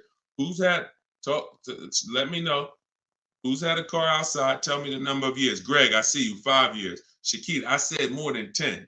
Gigi Sweet Treats, I see you on Instagram 9 years. Jose, 20 years. Okay, Jose on TikTok with the 20-year car outside. Helen, 10 years. Sprice on Instagram, 12 years. Okay, this is what you got to understand. All these people that you're hearing answer, if you are like not an 8-year, 10-year, 12-year, 20-year person, they're not like this with their depreciation anymore. They're like this. What does that mean? The same amount their car is worth today, a year from now, it's going to be worth about that. If their car is worth $7,000 today, it's going to be worth probably $6,500 a year from now, $6,600, $6,700. This is the only benefit of purchasing compared to shopping for great lease deals. So if what you're doing, you heard me 3 minutes ago talk about the money you're losing when you buy these cars in the short term. 10,000. You're losing thousands. 5,000 this year, 3,000 this year, 20. So if you replace the car in that cycle, you've just lost tons of money because you're literally replacing the car in the biggest depreciation phase. And I always say cash buyers never do this. The only people that do this, unfortunately, are people with a monthly payment. Because what you're doing is you haven't clearly see, what I'm showing you is the value of the asset, the value of the car. The value of the car isn't your loan. The amount you pay for it isn't your loan. That isn't the value of the asset. The asset is what's losing value every year. That's why some of you, when you high mileage drivers, if you're a high mileage driver, type HM. If you're a high mileage driver, type HM. You'll see that the asset loses your loan. You get a regular loan, but here's what you're doing. Because you're driving so much, you're destroying the asset's value. Instead of you losing $3,000 like the average driver, you put 20,000 miles on your car, you lose $6,000. Then you lose $6,000. Then you lose $3,000. So your car is worthless because you're the asset, but the loan is the same. the loan may be the same as a regular person. So you have to distinguish this. This is what you should be thinking about. And in the 2 year, anytime you get into the mood of replacing a car in 2 years or 3 years or 4 years or 5 years or 6, this is what you should be thinking about. I'm replacing my car. Some people will pay off their car, take a 6-year loan, pay off their car, and then go trade the car in and do it again with another car. Soon as they pay off the car, just go get another 6-year loan, pay it off, replace it, just vicious cycle of money being thrown away. So you saw the first way to avoid that depreciation cycle. I just laid out with long-term ownership. You saw the people, 8 years, 10 years, Jose, 20 years on TikTok. This is all long-term ownership, avoiding depreciation. Here's the other way. Great lease deals. Not average lease deals, not commercials that you see saying, hey, come lease this car, $400 a month with $4,000 down plus tax and fee. No, great lease deals. Great lease deals look like this. Great lease deals are never advertised. This is Danielle. Look, Audi A3. Got bids, $44,000 vehicle, $550 a month. No money out of pocket. $44,000 vehicle. Now, some of you know every $5,000 on a loan is about how much per month. I'm talking to the people that's been here, but some of you might have saw it in my social media videos too. Every $5,000 on a loan is how much per month. Thank you. Okay, dang, Eleuterio, you are totally on point. It's $100 on a 5-year loan. On a 5-year loan, so when you look at a car and you see $20,000, automatically in your mind should be that's about $400 a month.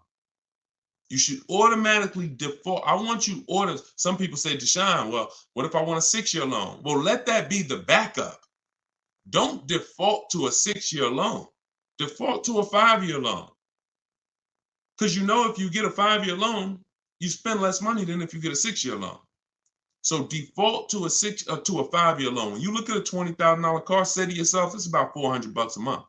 You look at a $40,000 car, it's about $800 a month. Because I remember every $5,000 is about, we all assuming money down. Well, I mean, no money down. We all assuming no money down. Every $5,000 you borrow on the loan is about $100 a month, depending on the interest rate.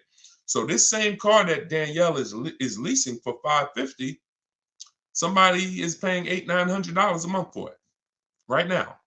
Got the same deal she got, except they purchased and she leased. This is what you should be shopping for. Let's look at Benita. Now let's do something with a price. Look at Charles, $48,000 Hyundai Palisade. He leased it, got his bids. Because I know some of you looking saying, yo, how do you get these deals? These don't look like the commercials. No, we use a different system, a bidding system. That's how we get these deals. When you have 5 dealers competing to get you offered, this is the deals you're going to start getting too. When you go into one dealer and go back and forth, 80% of dealers are overpriced. So you're not going to see these numbers. You got to sit at home and bid and let these dealers come to you. But look, he's paying $597, $48,000 Hyundai Palisade. That same vehicle, no money down, it's rounded up to $50,000. That's almost $1,000 a month for 5 years. Even if somebody took a 6-year loan on it, there's people right now probably watching this. You got a Palisade, no money down. You're paying $900 a month. So this is, look, he's paying $597. So when we start, I'll share more as we go into more questions. When you look at what I just told y'all, this is the danger zone right here. You want to be over here 8 years or more, or you want to be over here shopping for great lease deals. You don't want to be purchasing, owning cars, replacing cars in this period, 2 years, 3 years, 4 years, 5 years. You are losing the most through depreciation. And somebody who's leasing is just really keeping thousands of dollars more in their household, driving better cars than you, because they're not putting the kind of money into a car you're putting in. They're only paying their little monthly payment, driving brand new cars, and paying a small amount for for their usage. The people over here that have kept their car 8, 9, 10 years, they're keeping thousands in their household because they paid off their cars. Now their car is no longer depreciating and they can just do what they want with it, have it in their household, and they've won. You in the middle are the ones that's losing, and you got to get out the middle. That's what I'm trying to tell you. It's the cute face, the mileage you pay for no matter what. Cute face on TikTok said the mileage though. You see, the problem is you've heard people who got a 10,000 mile a year lease knowing they should have got a 15,000 mile a year lease. Let's really get to it. People, I've watched them, I don't know why, go in knowing they drive 15,000 miles per year, but yet they sign a 10-year lease, a 10,000 mile a year lease. It's the most, you want to not enjoy, you want to mess up your lease, then they blame the lease. I'm not saying this is you. If you drive 18,000 miles a year, you get an 18,000 mile a year lease. I had a guy come in, some of you know the story, when I was a manager at Hyundai for a couple weeks. Wasn't for me. I left after 6 weeks, but I got a chance to see something there I'll never forget. Guy came in, he was returning his lease, and I was helping him do the paperwork. I said, I looked at his mileage. He had like 72,000 miles on it. I said, you leased this? He said, yeah, I'm in sales. That's all I do is lease. I said, oh, that's crazy. He said, yeah, I drive like 25,000 miles a year. I pay my lease payment. I bring a car back every 3 years. I just get a new one. I said, wow. Because I know what he was, I knew what he was avoiding, because I've had people come in, that kind of mileage on their cars worthless. They still owe a ton of money, 10 grand, 12 grand, negative equity all the time. So their car's worth 10, but they owe 20 on it because the mileage, it has 120,000 miles. It's ridiculous. I see it all the time. So when I went and I did his paperwork, I saw he was only paying like $150, $175 a month more than a normal Hyundai Sonata. So if a normal Hyundai Sonata was leasing for $350, he was only paying like $525 or whatever it was, whatever the number was. It was less than $200 more for him to drive as much as he wanted to drive. So it makes no sense to literally get buried in negative equity because, I'm going to buy my car. It changed my perspective. That's when I started telling my high mileage clients about high mileage leases, because you pay for that's what you got to understand. You pay for the mileage whether you buy or lease. If you lease, you are trying to make your deal upfront for the usage. If you buy and you drive 25,000 miles a year, look, this is the normal driver. This is the normal driver. This is the high mileage driver's vehicle value. So that car was worth 40, but you put 75,000 miles on it in 3 years. Now the car is worth 20. You killed $20,000 of value in 3 years because you're a high mileage driver. So you pay for it. That's why I call this the unseen expense. Depreciation is the unseen expense. And those who want to win, you need to account for it. You need to base your vehicle purchases off of it. If you are a short-term person, 3, 4, see, we've heard that term, right? Depreciating asset. What does that mean? The last 10, 15 minutes, I've clearly told you this is what that means. It doesn't mean, it just goes down in value. That means if you are buying an asset that goes down in value, whether you use it or not, and the more you use it, the more it goes down in value, then you need to plan your purchase of it accordingly based on how long you're going to keep it. But I'm also telling you that the depreciating asset eventually stops depreciating a lot. That's the people we talked about 10 minutes ago. 8-year, 10-year, 12-year people. Eventually, the depreciating asset stops depreciating a lot. You want to make sure that is your reward. Come on. If you get value out of this, type dollar signs, because that's gems. If you understand that my only purpose in buying a depreciating asset is to get to a point where it's not depreciating that much anymore, and that is my reward for paying all that money. That's my reward. I paid all that money to own this car, but it's paid off now. Now, here we go. It's not depreciating that much no more. I can keep it. And hopefully, I'm going to keep this thing till one day it doesn't drive. That is the purpose of a purchase. There's no other benefit. Everything else, if you like Deshone, no way I'm keeping the car 8, 10, 12 years. You should be shopping for great lease deals. It's not even a question. Not even a question. All right? We had to go deep on that. So, Peter, let that be your guide. Everything I'm teaching you guys, this is in my book, Cars from Home, 7 Steps to Saving Time, Money, and Avoiding Dealerships. It's a digital book. I have a link in the comments for you guys. I have the banner up here so you guys can scan it. If you're watching us on TV, you can scan it and you can get your book for 75% off. It's normally $97, but part of our launch, our welcome offer, everybody, you can get yours for $24, but you only got 30 minutes. Once you visit that site, DeshonesBook.com, that timer starts ticking, and once it gets down to 0, price goes back up to $97. So get your book, and yes, YHLDQ. All right, you got a lot of letters in your name on TikTok. Bravo, there you go. Plan properly, execute as such. There we go. There we go, Carla. See, you getting it. Depreciation is the unseen expense. Yes. Yes. Yes. I love it. It's clicking. All right, let me go back to Instagram. Let's see if we got any questions on Instagram. Hold on. Type your questions on Instagram. Let me pull another one in from hold on. Let me pull another one in here. Hold on. Claudia. I bought your book. When calculating offers on your calculator, do you put the initial MSRP or the MSRP with the added fees and the cost? Always the MSRP. Always the real MSRP. I don't care if a dealer has added costs. When we're comparing offers, we are only comparing other, because every dealer doesn't have those fees.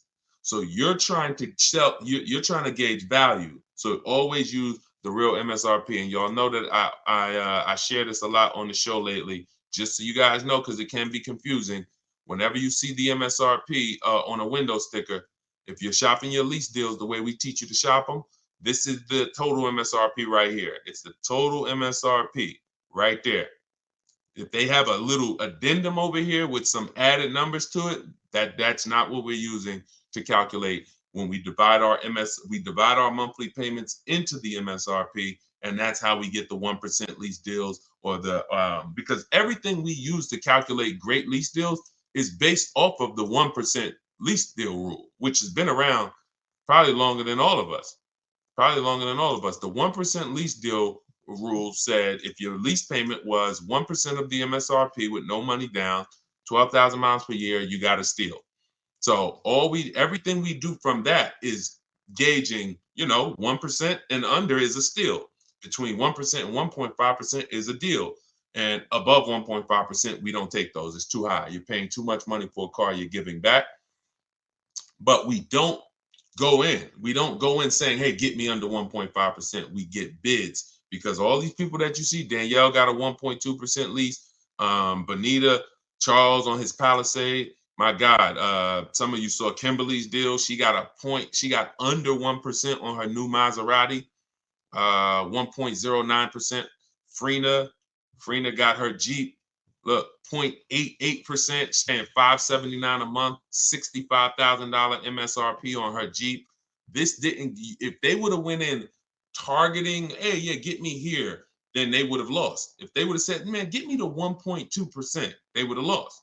You get bids, you get 5 offers, because 4 are going to be overpriced in most cases. 80% of dealers are overpriced. That's the data we've seen.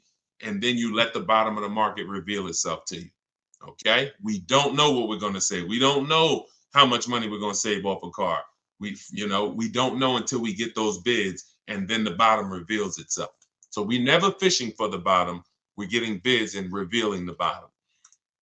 Okay, Rev Michael Dancy, what's up? I'm waiting for the 2025 miles to come in so I can capitalize on the 2024. That's cool if they're still around, for certain. Yeah, but make sure that you compare, because you want to have enough 2024s to get bids. You want to have, a lot of times, if there's a lot of leftovers, then you could do well.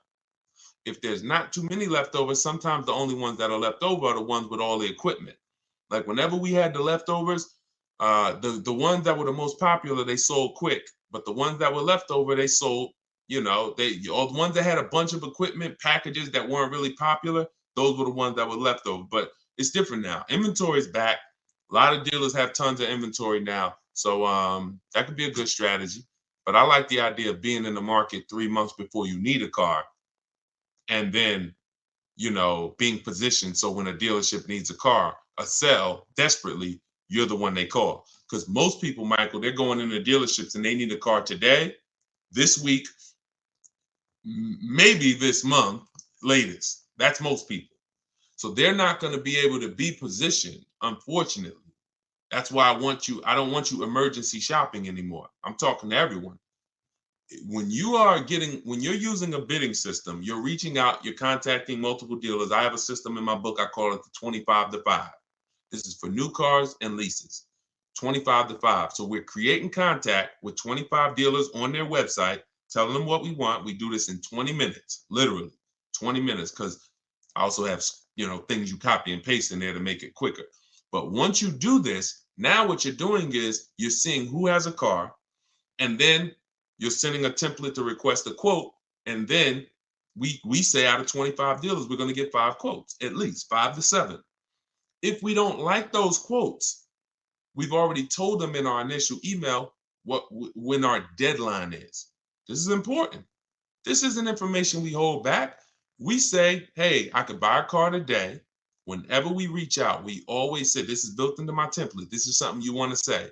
When you reach out today, I could buy a car today. That lets them know you're a serious buyer. But I don't need a car until this day. We call that our no later than date. Why that's important?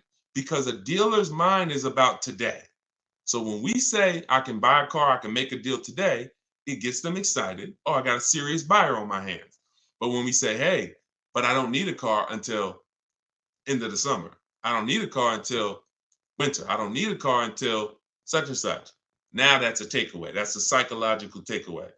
So it makes them want the business more, but they know, okay, I got all these people in my showroom now. Let me handle them. But this guy, Charles, this guy, Michael, this woman, Medina, I know she's a real buyer. So I'm going to search and see what I got coming. Maybe I got a car coming in 6 weeks. Hey, Medina, I got this car coming in 6 weeks. It'll be here by the end of next month. Are you open to that if I were? Absolutely. So you have more inventory to shop from than a person today. So if you have a car and you need a car this week, understandable. I have the best bidding system in the world. My book will walk you through it step by step to get below market deals quickly. I don't really trust you to go out and get a great below market deal using no strategy if you have to get a car in a matter of days. But if you have time is a luxury. Time is an asset. Time is something you should be shopping 3 months before you need a car, because deals change every month. Every month programs change. Used cars, pricing trends change. You can see the prices go down. You can see them go up. There's advantages to having time. You could also, when we shop for used cars, our best deals aren't when we go to the marketplaces, Auto Trader, Car Gurus, all of these marketplaces we shop on. They're not there. We look at the market and we create accounts. Why? Because once we put in what we're searching for, we get alerts of new inventory.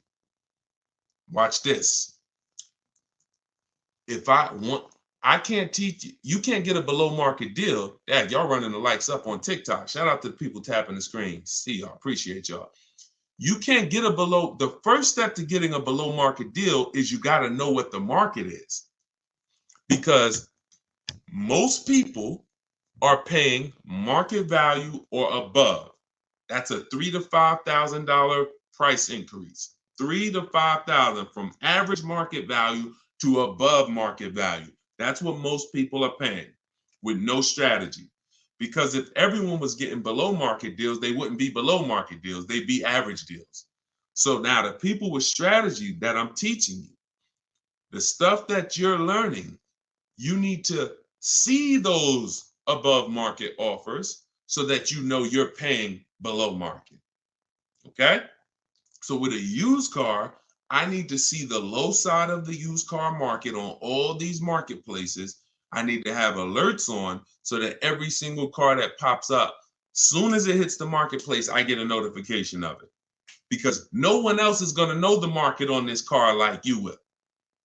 Once I walk you through this, once you follow these simple steps and not just winging it, you look at the market. We always sort from lowest to highest price. This is what I did with my Infinity truck I bought a little while ago.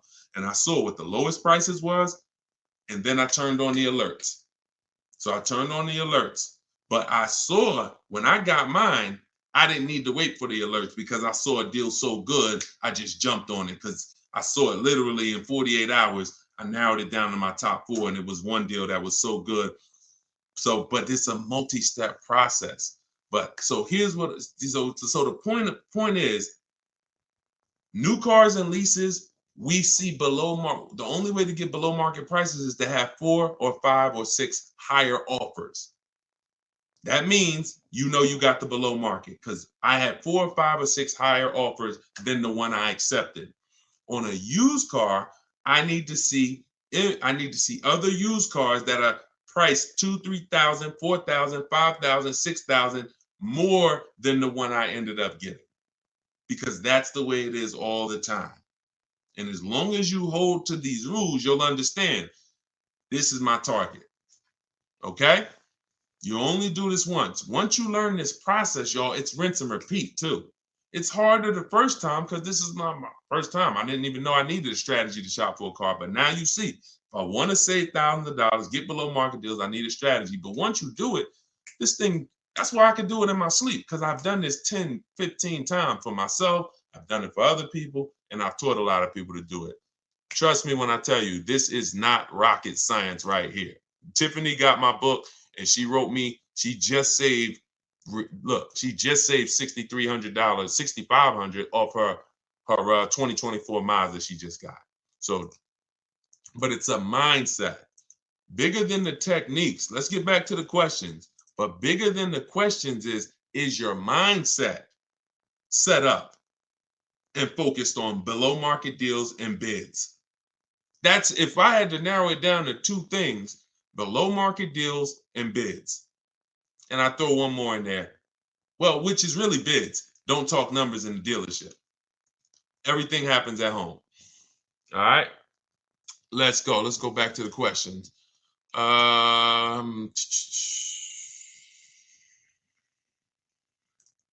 right. Queens Medina says, so it's not a whole lot of Mazda dealerships in the area for competition. Go wider. Go wider. Go on the website, put your zip code in, go wider. Look, you don't think the dealers know that in your area? So if a dealer knows it's only 6 Mazda dealers within a 30-mile radius, you don't think they know that? Not going to get aggressive. They don't expect someone to drive 100 miles to go get their Mazda. Shonda was getting a Volvo a year ago. I remember this young lady. She was in my, and anyone who wants to know more about my actual video program, my coaching program, you can go to my bio after. Sometime you can attend my free masterclass, Everything You're Doing Wrong, Buying, Selling, and Leasing Cars. That's a 1-hour class. We go very deep, but I got slides, leasing versus buying, very deep. And, but she's in my program. So, but the steps are the same. See, my program, 7 steps. My book, 7 steps. Same thing. Just get in where you fit in. So she said, she's in Northern California. She said, Deshone, she said, I'm shopping for this Volvo. No dealer in Northern California came close to this dealer in Southern California. They're saving me like $3,000 above my best deal I got so far. So she had some discounts already. I think her biggest discount was like $3,000. And this dealer was willing to do like $6,000 with all the rebates below MSRP. I said, so what are you going to do? She said, I just got a plane ticket. It was $70-something. I said, that's what I would do. I would be on a plane, going to pick up my new car, knowing that this $75 just saved me $3,000 on a plane ticket. We got to be willing to go wide, and that's the science of shopping from home. We don't care. Sean saved $20,000 on his F-150 truck. Some of you saw him. So if you're new to the show, you've never seen him. But F-150 Lightning XLT, $73,000 truck. he saved, 15.5 plus 49, a little over 20 grand, $20,500. But one thing he said, which is important, I said, is this the best offer? Because listen, I didn't know. Could have been more. We could have got more. I said, I haven't seen the other offers yet, but I'm assuming you got at least 5. You're saving over 20 grand on this with the discount and rebate. But the only way to know that this is the best deal is to compare to the other offers. Is this the lowest? If so, slam dunk. He said, guess I could have put a little more info. Yes, I got about 15 quotes. Couldn't find anything under MSRP. Follow me. He said, I expanded my search to 150 miles outside my area to find this deal. I'm going to another state to pick this up, which is something I never would have thought of before. You think he cares about shopping across state lines anymore? You think you get what I'm saying? So it's a program way to shop that makes the dealers money. And in order for you to save all the money, you now have to step out of that program and let everybody else run that old way. Let everybody else go in and go back and forth with one dealer and think they won. Let everybody else do that. You are going to break away from that, and you're going to sit at your house, and you're going to use a computer or phone, and you're going to have these dealers bidding, and you're going to see the most money you've ever saved in your life, and you're going to have price assurance, guarantees. I always say, if I ask you when you get your car, hey, bet me $500 I can't get a better price than you just got right now. Most of you would say no.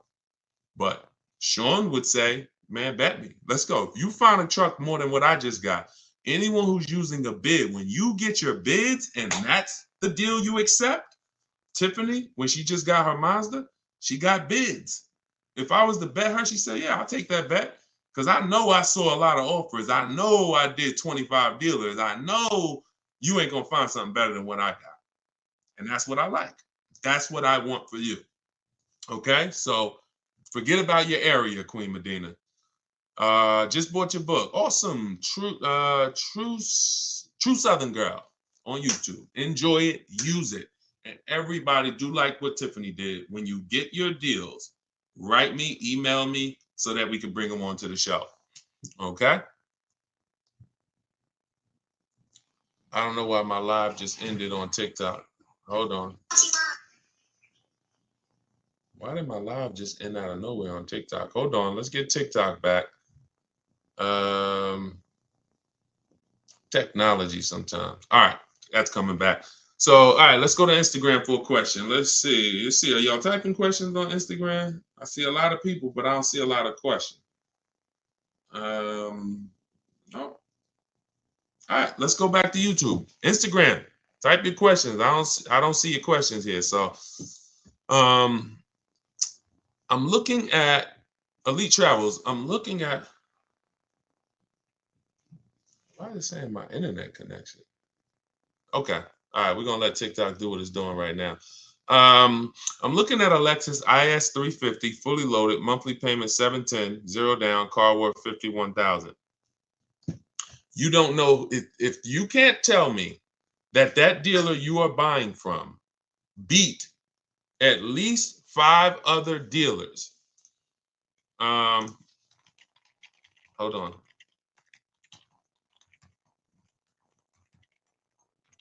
Hold on one second.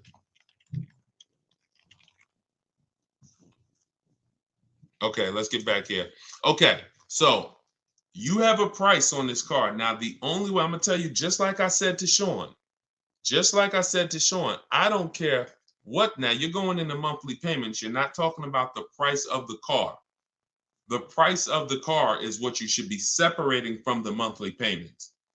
Until you know that you have the car, the best dealer, one, beat all their other competition and has agreed to sell you. I don't know what happened, TikTok, so come on back in. We got blocked out for a second. That's all that matters. You're putting the cart way before the horse, and you're mixing 2 transactions. You're giving the dealer your loan and you're looking at the car. If you didn't bid these 2 things out, there's no way for you to get a good deal. There's no way for you to get a good deal. because you will never have price assurance. You'll have buyer remorse. You're wondering, did I get a good interest rate? Did I get a good price? So the first thing you have to do is get 5 offers on this Lexus. Forget about the monthly payment. I'm looking for a Lexus IS 350 fully loaded. If you're going to use my way, we're going on the dealer's websites, 25 to 5 in my book, $24 in the comments section. If you're going to do it your way, you're at least going to call, speak to 5 Lexus dealers. You can ask for the sales managers. You're going to get 5 offers, and you're going to compare and find the dealer who's going to sell you the Lexus at the lowest price. And then here comes your loan. Then you come home and you would do what we call the bank bidding war. So we have a process we do where we let an almost unlimited number of people run our credit so that we can bid out our loan. I said earlier in the show, there's people who they don't sell cars, they just want to lend you money. They just want to lend you money. There's a lot of money in loans. $50,000 car, 1 point on the interest rate is probably $1,500. 1 point. Might be even more than that, quite honestly. 1 point. So that means if you end up with a 7.29 interest rate, but you could have got a 6.29 interest rate, that's probably $1,500 at least. God forbid, 2 points. 2 points. So we take the shopping of our loan just as serious as we take the shopping of our car, but we separate them. And so when you come home, after you seal your deal with the best dealer, you reserve the car, say, hey, great, we already got my business. You got the business. I'm now going to get my loan. I'll call you tomorrow. Then we come and we start the bank bidding war. Well, we started before this, but this is round 2 of it. We come home and we call our bank, we call our credit union, we go online, let all the online lenders access our credit. Who's going to give me the best loan for this Lexus that I'm about to pick up tomorrow or the next day? Now, out of all of those people competing, we take the best loan and then we call the dealer and say, hey, this is the best loan I got. If you guys can beat it, I'll give the business to you. That's the bank bidding war, because the dealer has another 5, 7, 10, 15 bank that he gives a lot of business to every month that he wants to see if he can beat that and earn your business on the loan. You want people fighting for your business. Everything is a fight. Everything is a fight. So that's what you want. All right. There you go. It's the biggest thing. I used to call these the 3 pillars of great car deals. Who you buy your car from, who you lease, who you buy your car from, who you get your loan from, who you sell your old car to. You have to bid out each one. And that's how you guarantee you got the best deal. You can't give the dealer all 3 of these and you just work this out for me. No, it's too much money in each of those transactions. And once you do this, you'll see it's easy. Nothing I'm telling you is hard. All right? Nothing that I'm telling you is hard. All right? Vince, I see you. Wait, did we get any questions on Instagram yet? Okay, hold on. Let me see. Because I said I'd go to Instagram next, and then I got you. Looking to purchase a mobile grooming van. Can these steps be used for that? Certainly.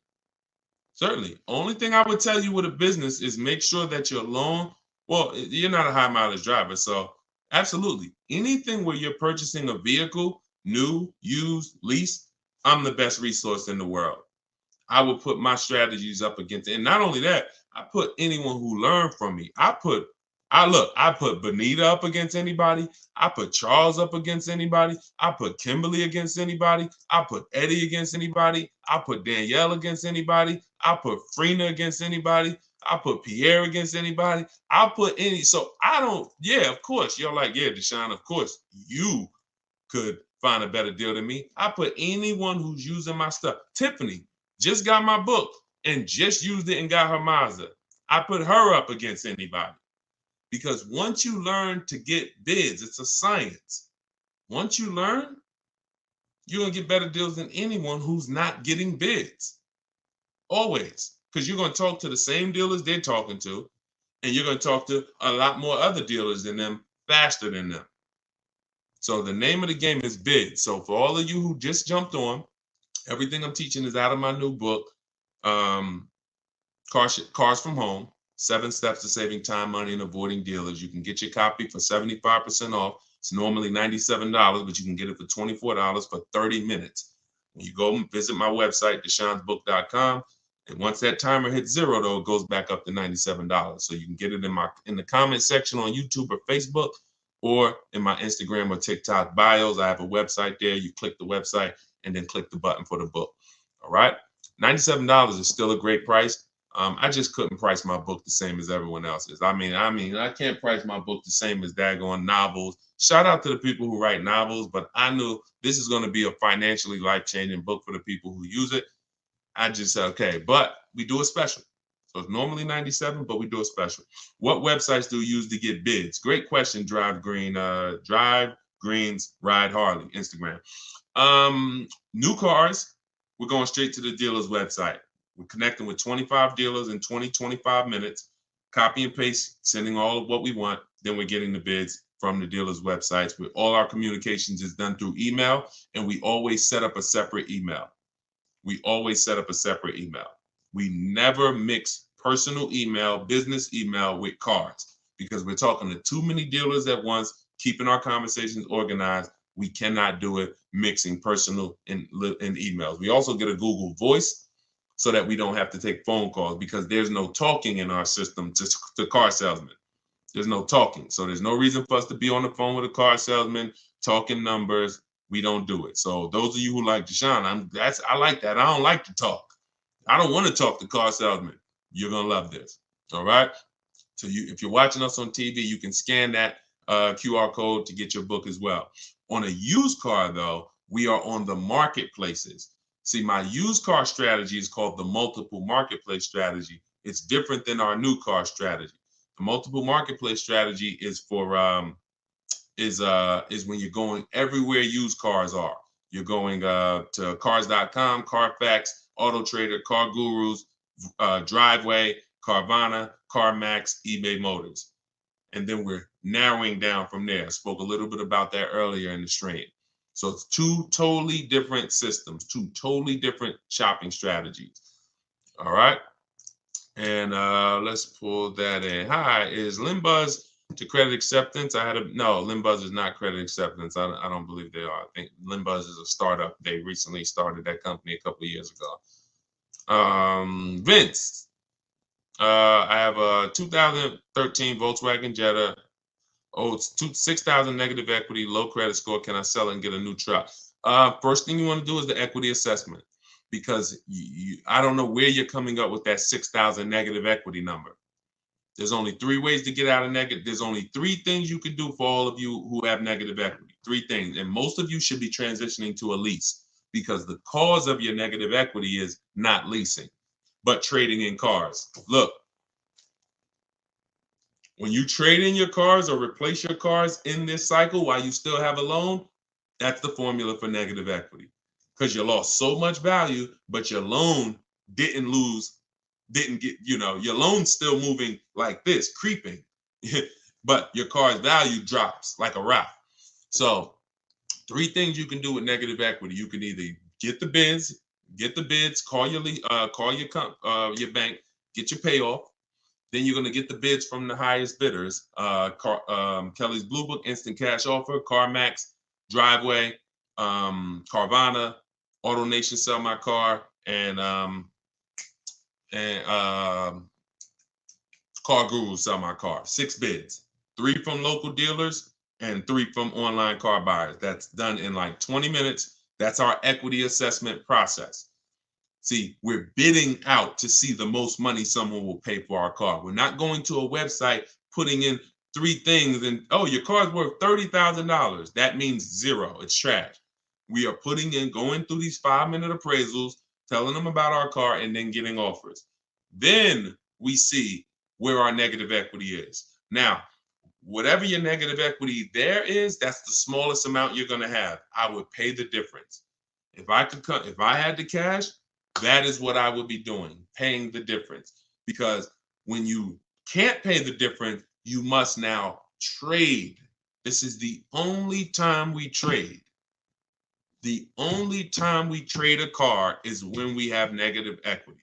because we need the dealer who we buy the car from to wrap our negative equity into our new deal.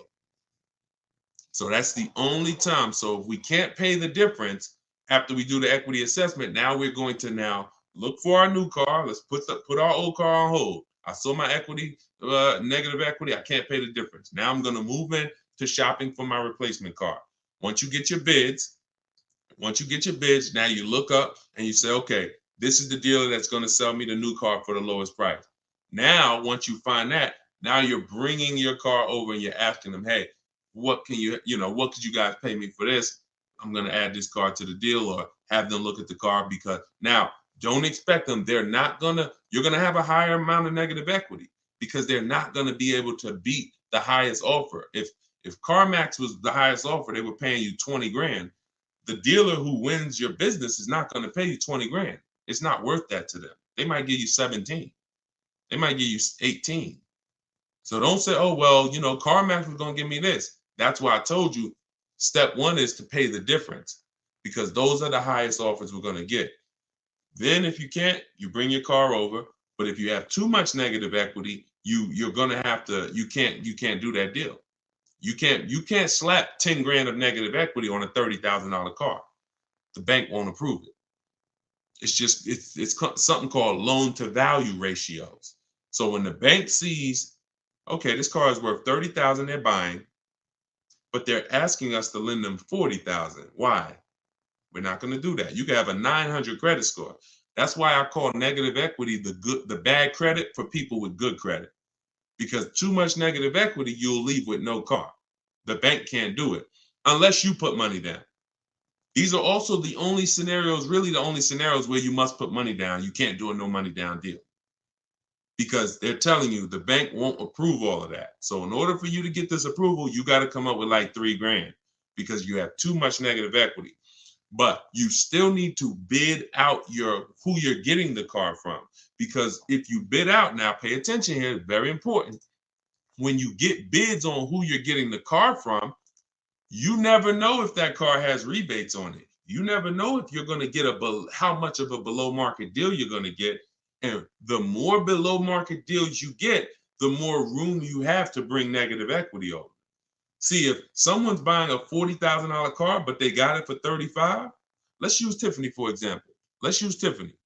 This is a perfect example, and I've never done this before, but I'm glad. So Tiffany bought a $44,000 vehicle. She got it for 65. She got 6,500 off. So now the bank will lend, usually with good credit, 20% above that MSRP. So if her car was 44,000, the bank will lend an additional 9 grand above that number, above the 44. So she got such a good deal. She got the vehicle for 38,000. Let's just say, for an example, she had 8 grand of negative equity she wanted to bring over, and she wanted to do no money down. She'd still be under the loan to value ratios because she got such a deep discount. See, the loan to value ratios doesn't change. If she got a $10,000 discount, that gives her more room if she had a bunch of negative equity. So if you don't know how to shop and get bids for the new car to save all the money, you're really eliminating any, possibility you have to bring over a good amount of negative equity, because you are just not getting enough off the car to make it make sense. So that's why even when you have negative equity, if you can't pay the difference between the car and the online bidders, you still want to take the second part, which is getting bids for whoever's going to sell you the car seriously, because if you don't get a good discount and you try to slap all that negative equity over, they're not going to allow it. And then you're stuck. Or you're not stuck, you just need to stay in that car and pay down the balance more. So those are the solutions for negative equity. And then the biggest thing is stay out of it. Stop buying cars that you're not keeping 8 years. Start getting great lease deals like we teach, and you won't have this problem. Everything we talk about, y'all, is in my new book, Cars from Home, 7 Steps to Saving Time, Money, and Avoiding Dealerships. It's everything I teach in a step-by-step way. Lease deals, selling cars, selling leases, getting new cars, getting used cars, bad credit, high mileage drivers, all in there, broken down into 7 steps for different types of people. So it's normally $97, but I'm gonna post the link in the comments for you guys on Facebook. All right, and YouTube, there's the comment for you. And if you're on Instagram or if you're on TikTok, it's in my bio. You click that link. As long as that timer didn't hit 0 yet, you got your 75% off. You can get yours for $24. And this is what we do all day long. Insider strategies, get through as many as we can. We've been on for about 1 hour and 15 minutes, so we'll wrap for today. When you see the rebroadcast, make sure you tell your friends about it. We rebroadcast these shows all day long, so even if they couldn't join us live, they can get value from the rebroadcast, all right? I'll see y'all in the next stream. Shout out to y'all. Have a great evening. God bless you.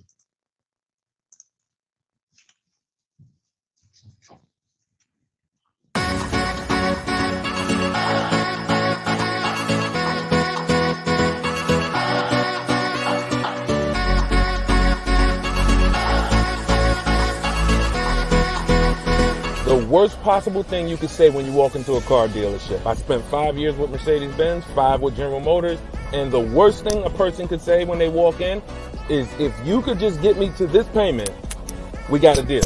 So your loan's probably still like 19, which means you got to pay to get out. You're upside down. It's called negative equity.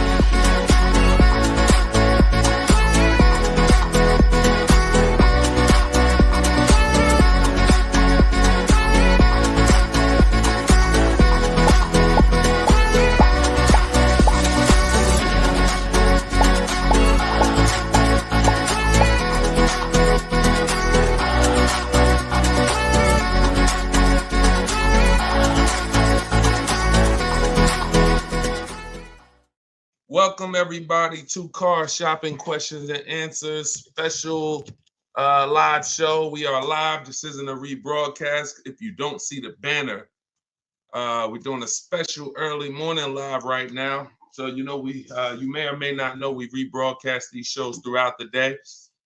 I'm your host Deshone, publicly known as Deshone the Auto Advisor. Spent 14 years in the car business. Now what I do is help everyone willing to listen, learn the science of car shopping from home, and how to stop negotiating and start making dealers and banks bid for your business. And that is how we save more money in less time than you will save spending hours and days at dealerships like you are most likely used to. So you guys can start typing your questions in. I do have my man Dolan moderating in the background. He'll bring the questions into the show. I always like to do a little housekeeping. I'm the author of the new digital book, Cars from Home, 7 Steps to Saving Time, Money, and Avoiding Dealerships. We are currently rated at 4.94 stars. Actually, right now, I got to do another screenshot. We got 35 ratings and 28 reviews. So thank you to everyone who's reviewed the book on Goodreads. And you can get your copy for 75% off during the show in my TikTok bio or my Instagram bio for 30 minutes. Okay, it's normally $97. We also have a comment in the Facebook and YouTube section, in the comment section. And we're going to put a banner up. Dolan, can you throw that banner up for those who may be watching us on TV so they can scan it? You can just scan that QR code with your mobile phone. I've also done a free masterclass called Everything You're Doing Wrong, Buying, Selling, and Leasing Cars. It's a 1-hour masterclass where I go deep on 23 mistakes that most of you are making because the car business has programmed you to make them. And how you can stop doing that. You can also attend that masterclass for free in my bio, but you will need a good hour to lock in. So with that being said, let's get it done. Let's get these questions coming in. Hey, what's up? What's up, Tuesday, child? Shout out to the people sharing on TikTok. Y'all already running the likes up on TikTok. Shout out to y'all. Shout out to everybody tapping the screen.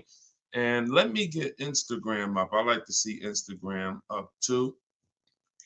There we go. All right. I see you, Jake Neer. I just tore your name up. Forgive me. We're going to bring that question in. Dolan, we just got somebody on Instagram. So whenever you get yep. All right. I see we're good. Hold on. Let me turn that down. Butterfly Wings on Instagram. How do you negotiate a lease online? Great question. So you want to figure out what you want first. Go test drive it. I always say with a lease, you want 3 options. Because using what I'm about to tell you, you're going to get great prices. You'll get below market prices, but it doesn't mean the lease program's good. The only way the lease program's good is if all of the offers you get, if the best one comes at least below 1.5. Now, depending on what car you're looking at, the best offer you get might come at 1.3, might come at 1.1, might come under 1%, but you must get at least 5 offers because 80% of dealers are overpriced. So you're going to figure out what you want. Then you're going to go to the dealer's websites. I mean, if you're going to do it my way is using the dealer's websites, because I don't like to use any third-party sites where they're selling our information. So we're going to go direct to the dealer's websites. Then we're going to tell them what we want online. And then we're going to have conversations by email. But you must set up a separate email. If you try to do this with your personal email or your work email, it's not going to work, because you're going to have too many dealers emailing you. So you want a separate email. This is all in my book. I'm telling you what I call my 25-to-5 system. We reach out to 25 dealers online, and we're going to get 5 quotes from those 25. One of those quotes is going to beat everybody else. So it's a numbers game. So reaching out to dealers online, telling them what you want, and having the conversations. Now, if you're not going to get my book, which is $24 in the comment section or in my bio, as long as you get there with this 75% off, then you might do it manually. You might call and get these offers. You might call, ask for a manager. I don't talk to salespeople. So anything I'm ever teaching you to do is going to be to avoid salespeople. That's why we're avoiding dealerships altogether, but especially salespeople, because you don't know who you're going to get. You don't know if you're going to get, you just don't know who you're going to get. And 80% of salespeople should not be in the car business. So that's why we're never going to talk to salespeople to try to get our offers. We're either going to deal with managers, or you're going to do it my way, which you're not even talking. You're using my scripts, because I wrote the templates that you use. You fill in what you want, send it out to the dealers. Then when they come back, you got to expect this, y'all. You got to expect that dealers 80% are not going to make it easy. They're going to try to have a conversation with you, even by email, to get you on their terms, to get you on the phone, to get you to, hey, can I get your address? Hey, can we have a quick conversation? Hey, when can you come in? That's why I wrote scripts for everything you copy and paste to them. Like when they say, yo, can I get you on the phone? Hey, I'm going to be handling all my purchase online, and then you ask a question, because there's phases to what we're doing when we're communicating online. There's phases. First thing we're trying to do is see who has a car. There's no point in us talking to a dealer that doesn't even have a car we're interested in.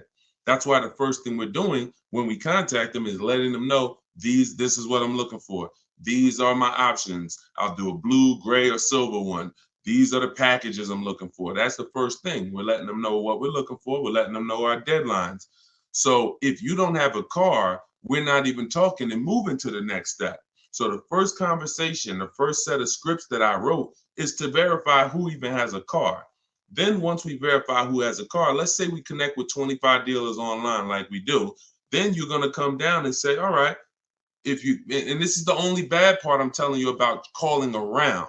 Because if you talk to managers, you don't know who has a car. So that's the first thing. Before you request a quote, get a price, you must verify, do these people even have a car that matches something that I would consider? So once you verify that, now it's time to request the offer. And our goal is to get at least 5 offers, 5 to 7, because 80% of dealers are going to be overpriced. And you need to reveal that to yourself. When you start seeing these offers, how am I looking at the same car? One person is $20,000, another person $23,000, another person $25,000. That's the way it works. Tuesday shout, this information is priceless. I appreciate you. That's what we do. And we only do it for the people who are locked in. A couple of you are locked in, and that's who you are, who I'm here for. So that's what you want. You could either do it manually or you could do it my way using emails. It's up to you. But I didn't want you talking, because I know the more you talk, the more you're going to mess up the deal. No offense, I wouldn't talk.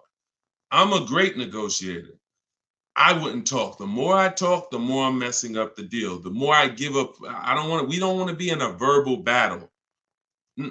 Because again, we're not negotiating traditionally anymore. We're not doing what's called one-to-one negotiations where you're sitting down with one person looking to get a deal. We're doing what's called one-to-many negotiations, which is how you save the most money, because when other people know you are shopping multiple offers, they're kind of negotiating against each other versus negotiating with just you. So, all right, that's how you got to do it if you want to do it quick and save all the money. Okay, go ahead, Dolan, shoot the next one in. We are live. I know y'all are not used to seeing us live this time. Whenever you don't see the banner above me that tells you the times we're live, that means we're live. So we're just doing a special early morning here on the East Coast live. But you know, we do broadcast these shows throughout the day, so you can be seeing this at any time. And we found that a lot of people get value out of the live show or the rebroadcast, because the people who are live with us are actually asking the same questions that people would be asking, you know, whether they're watching the rebroadcast. Okay, this is from Instagram. My lease is ending in October. I received a text from my dealer that they have great deals available. Absolutely. Should I even explore those offers at this point or wait until my lease ends? That's a great question. Would you ever get a text that said, we have bad deals right now? No, right? The only text you're going to look, who's getting calls right now from dealers, just so we can let this young man or I can't tell by your name, just so we can let this person know that it's not just them. Who's getting texts, emails, phone calls right now? We have great deals right now from the dealer who sold them their car. Type me if you are getting those calls or texts. All right. Look. Look, on all the platforms, we got people typing me. So you understand, it's not just you. These are automated things. Even when they call you and say, hey, look, look, everybody. Even when they call you and say, hey, your 2019 Subaru Impreza, that red one you got. Matter of fact, you could have the most one-off color. You know that lime green Subaru Impreza you got? I got somebody looking for that exact car. This is all automated stuff. This is all templates. That's the reason why we use templates. That's the reason why I want you to use templates. The templates in my book, because this is copy and paste. Hey, Jim, the deals are great right now. Hey, Jane, we could get you out of your lease early. If we could just have a short conversation. So before you even think about anything, I need you to never fall for that. Never think this is an isolated thing for me. This is a template that goes out to thousands of people, and my name and information is filled in, even when you get letters to your house. So now we don't want to emotionally react to anything when it comes to car dealer marketing, because it works very well. It works on the public very well. That's why the showrooms are packed at the end of the month, at the end of the year. That's why it's marketing. It has nothing to do with getting great deals. Now, what you should be doing is controlling your deal. First thing you're going to do is decide whether you're leasing or buying again. If you're not buying your car to keep it 8 years to beat depreciation, then you should not be buying. You should be leasing. So if you're already in a lease and things haven't changed, like me and my wife, we went from leasing. We leased our last five cars. And then, I noticed my wife kept getting the same color vehicle. I said, look, do you really want a new vehicle every couple of years? She said, I could keep a vehicle 8 years. So we ended up buying something. So once we decide we're long-term, we're going to beat depreciation, that's the purchase route. Now, if we're not, we're leasing. So once we are shopping for, once we decide that's step one in my process. See, I want you guys to get familiar with shopping with a process versus just winging it. Step one is leasing versus buying, because if that's the foundation of your car deals, if you structure your deal incorrectly and you purchase what you should have leased, there's no way for you to get a great deal. You're going to overspend by thousands of dollars. Doesn't matter. Okay? Doesn't matter. So now, once we move past that, we need to do an equity assessment. We need to see, can I get out of this lease early, or am I going to wait until the end? That's the simple answer you're looking for. Now, there's 3 types of equity assessments. There's equity assessments for people who have leases that they need to see if there's any money in them. There's equity assessments for people who have vehicles they own or finance. And then there's equity assessments for people who have third-party restrictions on their leases. There's 3 different routes depending on, you know, what situation you're in, but it doesn't change the fact you're getting bids for the vehicle you have. That is the name of the game, getting bids for the vehicle you have. So you're going to call your bank. In your case, I'm going to tell you how to do the lease equity assessment because you don't own this vehicle. So somebody else on here, if you want to ask a question about, okay, Deshone, well, I need to replace my car, but I own it or I'm financing it, then you can ask that question. But in your case, what you're going to do is call your leasing company, get your payoff, and then you're going to ask them, do I have a third-party restriction? Now, if they say, no, you don't have a third-party restriction, great. You're going to simply go to get the 6 bids from these 6 companies, CarMax, Driveway, Carvana, Kelly's Blue Book Instant Cash Offer. The Kelly's Blue Book Instant Cash Offer tool where they connect you with a local dealer who makes you a cash offer. And AutoNation, Sell My Car, and Car Guru, Sell My Car. The last 3 connect you with a local dealer to get a bid. The first 3 are online car buyers. These are the most savvy car buyers. They cut checks instantly. This isn't like listing your car privately. This is like, hey, I come in, I see you do an inspection, I leave with a check. So these are the bidders right here. So this takes 20 minutes. When you go on these websites, you're going to see a question that says, is your vehicle owned, leased, or financed? You want to put owned. You want to put owned.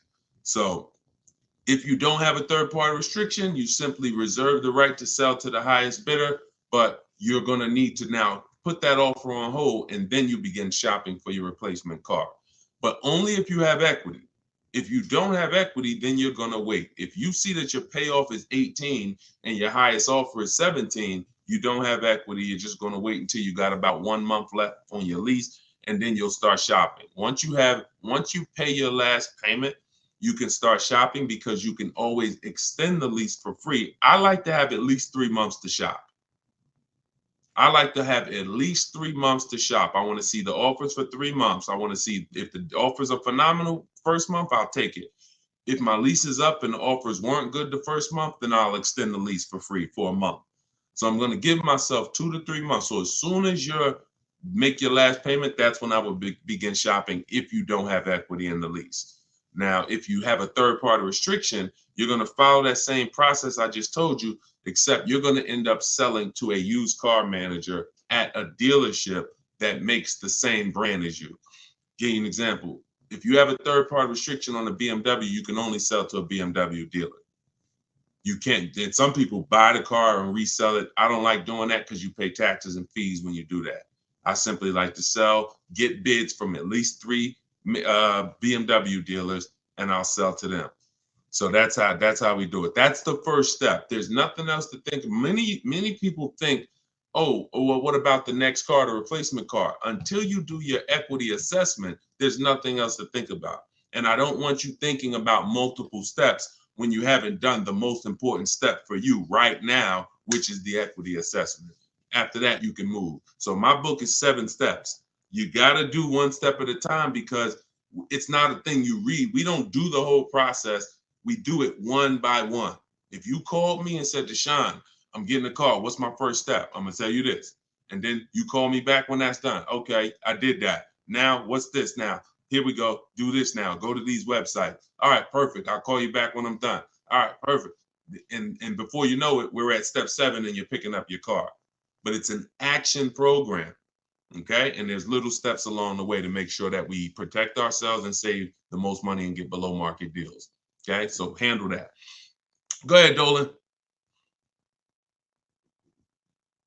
All right, we are live, y'all, so you can keep typing your questions. I see you. Thank you, JC Math. Thank you for all your knowledge. Appreciate you. That's what we're here for. Use it. Use it. Don't be a listener. Be a doer. All right. TikTok, does down payment really matter? It doesn't, Tyrant. We always shop with all our deals with no down payment. We always shop with all our leases with no down payment. And when we're buying our cars, we're shopping for the car separate from the loan. So you have to understand something. The reason why you get down payments mixed up is because you mix the buying of the car with the getting of the loan. You're in the business of getting the loan from the dealer, and there's nothing wrong with that if it's done correctly. We do not shop and say, okay, how much is this car a month? And can I get it with no money down? No, that means you're mixing two things. I want to buy a car from you, but I'm also going to give you my loan as well. I want you to just mix it up. No, because there's money in both of those transactions. So when we are shopping for a car to purchase, we're shopping for the dealer who's going to give us the best price on the car. That's priority one. The loan is completely separate. The person who's going to give you the loan is you're going to use, if you're following what we teach, you're going to use our bank bidding war process, where multiple banks and credit unions bid for our business without hurting our credit. You got to know how to do this strategically. Okay, it's called the bank bidding war, where we have everything we do as a bid. That's how we eliminate buyer's remorse. That's how we guarantee we get below market prices. That's how we guarantee we get below market loans. Everything is a bid. So when you are looking for your car, you're looking for the car.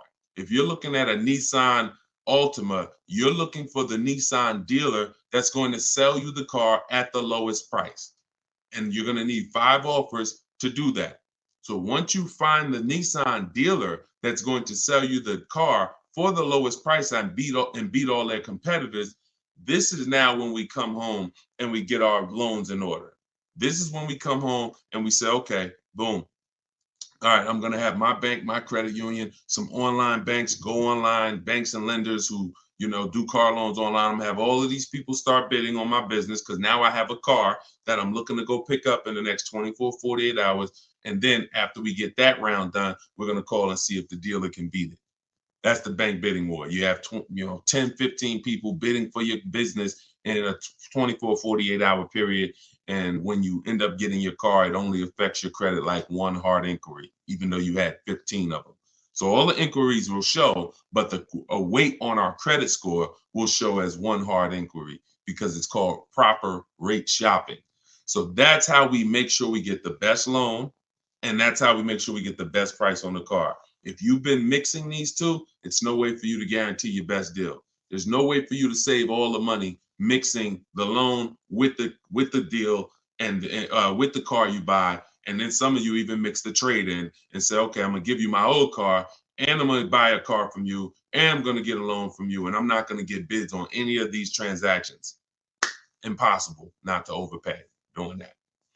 Sorry, I hate to be the bearer of bad news, but that's how I have to deliver it for you to understand. Come out of that cloud. Come out of that cloud shopping that way. Okay? But down payments doesn't matter. Only people that can't do no money down deals are people that have way too much negative equity and they don't have any money. If you are trying to bring a lot of negative equity over the deal, the bank's not going to approve it, because they only are going to lend a certain amount above the price of the vehicle. But here's what's very important. And no, we're not going to talk about the negative equity right now. We'll let that be a question in and of itself. But the only people who can't do no money down deals are people with large amounts of negative equity. It becomes more difficult for you to do those deals. All right. Go ahead, Dolan. Great question. Okay. Jay Golden Gate from Instagram. Is this all in your book? Everything that I'm teaching is in my book. Every answer to every question that I'm giving on every live stream is out of my book, Cars from Home. 7 Steps to Saving Time, Money, and Avoiding Dealerships. I even try to let you know what step I'm teaching from, because I want you to get familiar with the steps. Step 1 is the most important question. How many years you keep in the car? That's the 8-year rule, leasing versus buy question, because that's the foundation of your car transaction. I could help you save all the money possible. You can get big discounts on the car, but if you purchase the car, but you should have leased it, you're going to overspend by thousands of dollars. So that's why that's the first step, most important question. Second step is equity assessment. Third step, we structure our deals. We need to know, and this isn't budgeting. This is literally structuring our deal and knowing on a lease, what would a good deal be? On a purchase, what are my offers going to be? What am I looking for purchase price wise to be below my budget? That's deal structure. Then we're moving to shopping, not buying. This is where we choose our car, do a little research, 5-10 minute research to make sure the car we're looking at is not a problem car, doesn't have bad reliability ratings, doesn't have bad longevity ratings, doesn't have bad initial quality rating. These are quick steps. And then we test drive if we're looking at a new car or a lease. We test drive it in that step. Then we move to multiple offers. Step 5, where we're in the market, getting bids, getting offers, actually able to take a deal across the finish line if it presents itself to us. Step 6 is paperwork and protection, which means, all right, we got our deal now. Now let's finalize our loan. Let's go over some paperwork. Do we need extended warranty, tire and wheel? And then step 7 is delivery.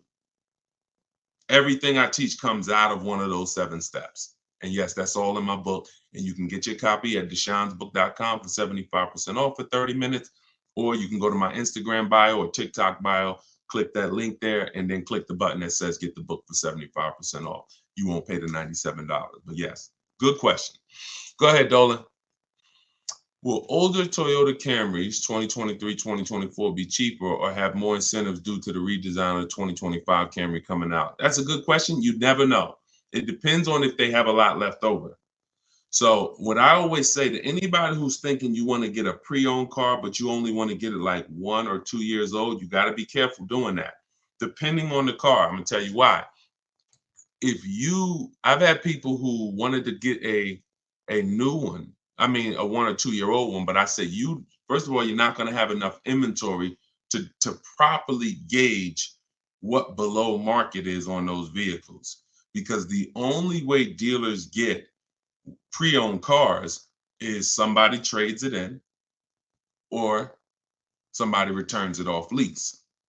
So if or they buy it from an auction, which means somebody had to replace it. Somebody had to get rid of it. So you don't typically see people replace their cars in 1 or 2 years. So that's why you don't see a lot of 1 or 2 year old vehicles. So what I always say is you need to be running the prices on the brand new ones. Now, in the case of a redesign, maybe you don't see too many incentives, but you still never know. We had somebody hop on the show 3 days ago, and she said that she got a brand new BMW X4 M Edition, popular truck, new, and she's saving $7,000 on that particular vehicle. So you just never know. But there are vehicles out here where you can save thousands off a brand new one. So give you an example. Somebody, Frena, she leased her Jeep. She probably got 10 grand off the price. Okay. And some of you know, if you've been on the stream before, that I regularly share people that get, on certain cars, you get 20. I mean, Maserati, Kimberly's Maserati, she got 20 grand off. Sean, he got 20 grand off on his F-150 Lightning. So you don't know what you're going to get until you get into the market and see what the demand is for that vehicle and see what the rebates are. You don't know until you get all those offers. None of those people knew they were going to save 20 grand. No one knew they were going to save 10 grand, 7 grand. They only get in and then they get the offers and they see this is their best deal. So if I end up being able to save 7 grand off a new one, then what should I pay for a 1 year old one? That's the point. If the new market, if I don't have enough inventory to compare the 1 year old ones, because you're not, then I can only compare it to the new market. So if you do it my way, it takes 60 to 90 minutes to get all these offers. Before one trip to the grocery store, sitting down at your computer doing it my way, you'll be able to see what the market is for any vehicle. And when you really get quick, you'll be able to do it in like 45 minutes, copying and pasting. So once you see that, if the new market for the car is 7 grand off, how much should I pay for a 1 year old one? Well, it better be at least 10, maybe 11, because a brand new one is 7 grand off. Now, opposite is true. If I could only get 2 grand off sticker, that's my best offer. Then maybe a 1 year old one I'm looking for 7, 8 grand off sticker, 9 grand. So you got to know what the new market is, because the worst mistake you could make is to get a 1 or 2 year old pre-owned car that has a heavily discounted new car market. that has $5,000 rebates on the new car. Think about Sean. I want to use an extreme case, but even cases that are not this extreme will still make a huge difference. Sean, he saves 20 grand off his F-150 Lightning. What happens if somebody said, now that's a $73,000 vehicle I'm showing on the screen. What happens if somebody says, well, I want a 1-year-old one or a 2-year-old one? Now they think, all right, I'm gonna go and look for one that's probably about 50, 55. Now they go pay 55 for a 2-year-old one. But Sean getting his bids and revealing what the below market prices are on a truck like this, he saves 20 grand. So he pays 53 and the person buying the 2-year-old one pays 55. Do we understand how horrible that would be for the person who got the 2-year-old one? We clear? Type clear before we move on. This is only for recent cars. This is only for 1 or 2-year-old. If you're going 3-year-old, there's typically enough cars for you to compare prices. But those of you, we've had a lot of people over the years that target a 1 or 2-year-old one. I would tell you, shop the new car market, because that's going to give you the parameters you need to know what a deal should be on a 1 or 2-year-old one. All right, there we go. Good question. Let's go, Dolan. Shoot the next one up, brother. Let's put the banner back up for those of you who want your book, 75%. Now, just so you know, once that timer on my website hits 0, the price goes back up to $97. So be aware of that. Get your $24 book if you want. I mean, look, $97 is great. Let's be honest here. We usually keep cars for a while, but we see a lease deal for $189, 0 due. This is trash. This is trash. 36 months only for commuting to work, perfect credit. And I'm gonna tell you what's trash: advertisements. Deals are not advertised. First of all, the 189 is going to be on a specific vehicle, and it's not going to include taxes and fees. I'm under the mindset now, if it's 189, 0 due, 36 months for commuting, okay, 30,000 miles, which is right at what we do. That's 10,000 miles per year. All right, that's great. You can adjust the lease up to 30,000 miles a year if you want, but they only need 10. Do I need to negotiate this? That's always, look.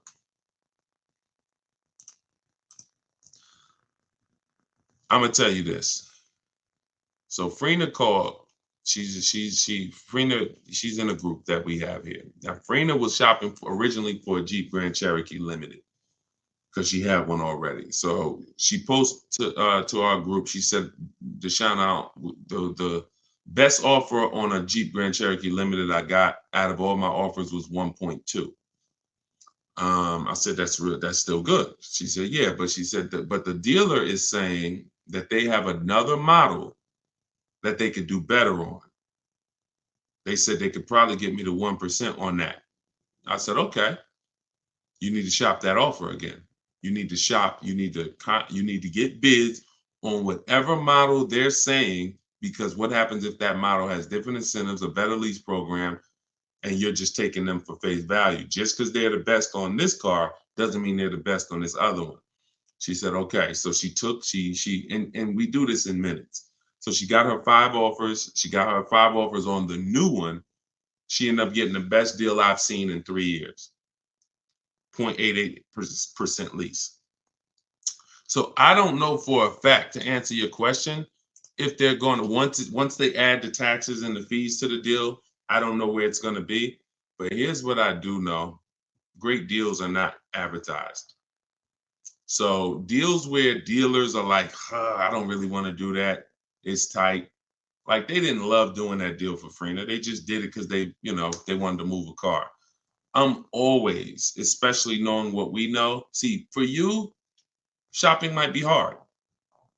That's why I'm trying to give you the formula and give you the recipe to getting deals online so that you can start getting bids in minutes. Even if you're going to do it manually by phone, it's still better than you just going in and saying, okay, that's what you advertise, give me that.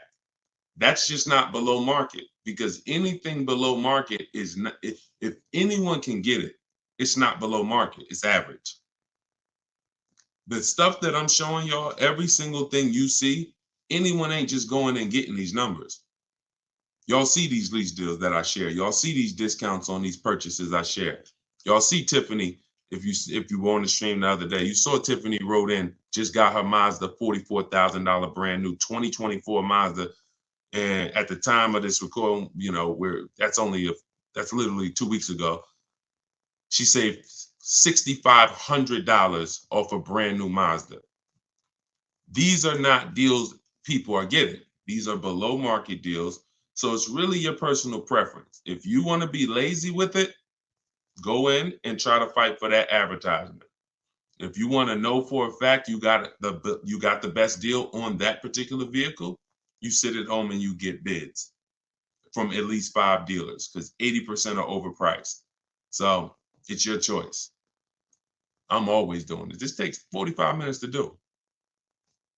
By the time you get home, like whatever car this is, let's just say it's a Toyota Corolla, whatever car it is, by the time he goes, visits the dealer and comes home, I would have done the process to get offers, to get at least 5 offers on that same vehicle. That's how quick this is. Go ahead, Dolan. All right. What's up, Paul? YouTube. Have you ever heard a dealership tell you that you have too many cars when trying to get a loan from a dealership? I currently have 6 cars and they stated I should trade in at least 2 to 3 vehicles. Absolutely. Absolutely. If those cars are attached to your personal credit, then most definitely. The only way that wouldn't matter is if you had those cars in a business credit where it wasn't showing against your personal debt to income. So, you know, if you have several cars in a business name that's not showing, then that's showing them the business is taking care. They won't even see them in many cases. So if you have, 6 cars on your personal credit, of course, at any given time, God, if any one of those lenders is taking a risk, because what happens if the economy shifts? What's the chances that he's going to be able to pay 6 cars? So for sure, your best bet is going to be trying to, secure outside funding, outside financing. But that's what we would do anyway. We would always be shopping for our credit, our loans separately, and then giving the dealer the chance to beat it. For sure. And if you can support that, if you can show the income to support it, but it absolutely is very risky from a lender's perspective. Very, very risky. You just need to find the right lender at this point who is willing to take the risk, because obviously most people, it's hard to get a second car. Second car is hard because they're looking at normal people. Normal people are not going to be able to support a second car. Maybe a second car though, a third, a fourth, a fifth. No, I don't even know how you got those done, but however you did, it's income. I mean, I've had people make, $800,000, $900,000 a year. Okay, so it's all income based. So I'm not gonna sit up here and tell you I don't know how you got it done. If a bank sees that you make $500,000 a year, and you're bringing in $10,000 a week, and they say, okay, $40,000 a month. Okay, car payments are $3,000, $4,000, $5,000 even. Okay, but you're going to reach a point where they're going to start to see that, okay, this is too much risk. So I wouldn't be dealing with dealers, banks, especially if they're telling you trade 2 or 3 cars. You need to find a bank or a financing source that's going to be comfortable taking that type of risk. And that's it. Go ahead, Dolan. And if you're using those for business, you should really try to get them in a business name. Is your book only digital, or can I get a hard copy? It's only digital, because there's nothing that I can do. First of all, there's so many reasons why it should not be a hard copy. One, the car business changes. My strategies and steps don't change, but the websites we use change. Vroom used to be one of our bidders. Vroom went out of business a couple months ago. So if you had a physical book that you were reading, you'd be going to Vroom and getting we don't do this anymore. So templates, I link you to templates that you scan, you're copying and pasting. I'm linking you to Google Documents. I'm linking you to videos that's in my video library. There's things that I'm linking you to throughout the book. Plus, you jump from a section, like it's like a warp zone. If anybody ever played Mario, when you get to a part where I'm asking, where the most important question is, how many years are you keeping the next car? If your answer is less than 8, you click a link and you're going to the lease section. If your answer is more, eight or more, then you click this and you're going to the purchase section. So it's an interactive book so that you're not reading. It's no way. I don't want to be a person who's leasing a car. I mean, I don't want to be a person who's purchasing my car and I'm kind of skipping all this information about leasing that's not relevant to me. I don't want to do that because now I'm going to get confused. Okay, is this for me or not? So I had to have links that warp you to certain sections that keep you on track.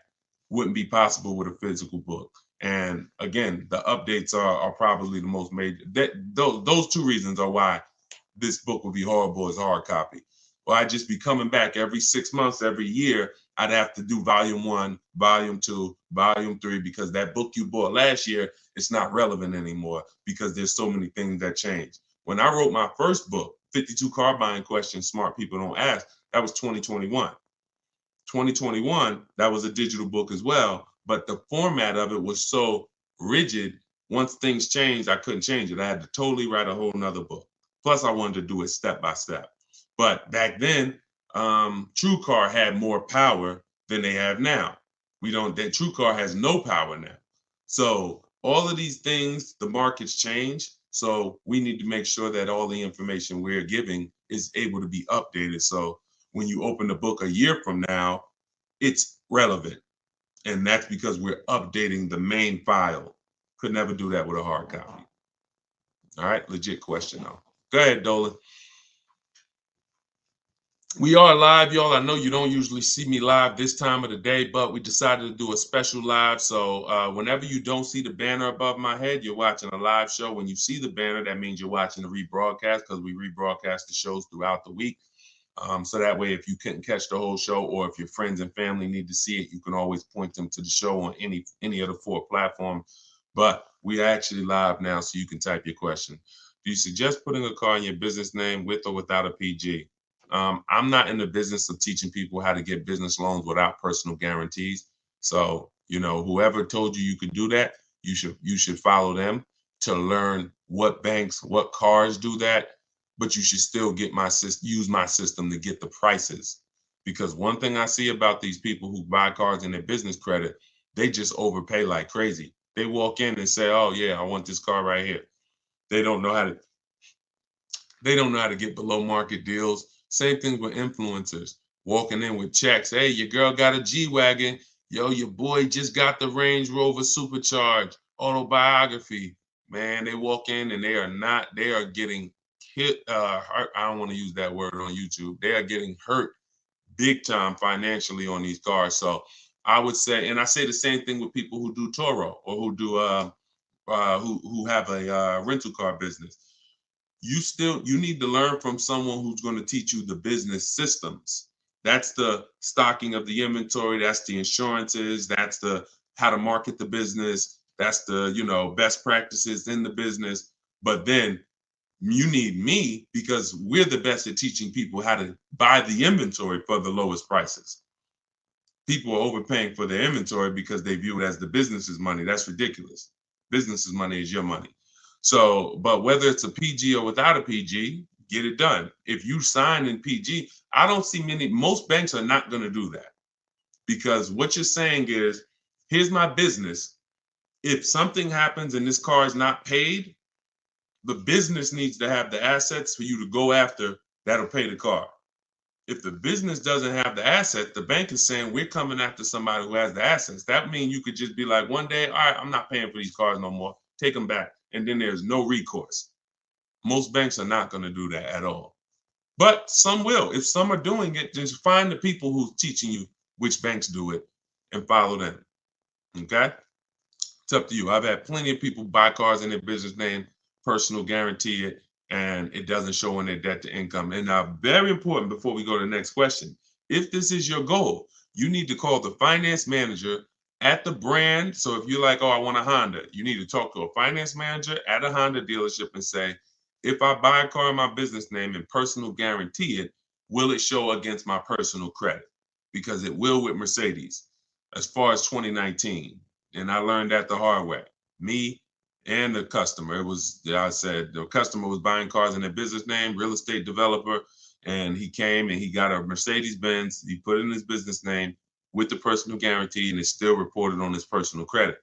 Then the finance manager told us, hey, just so you know, yes, it does still show. I'm like, we should have known that before. That's something we should be telling customers before they ever apply, because they're only applying in their business name because they don't want it to show against their personal debt to income. So always double check with a finance manager in the brand, okay?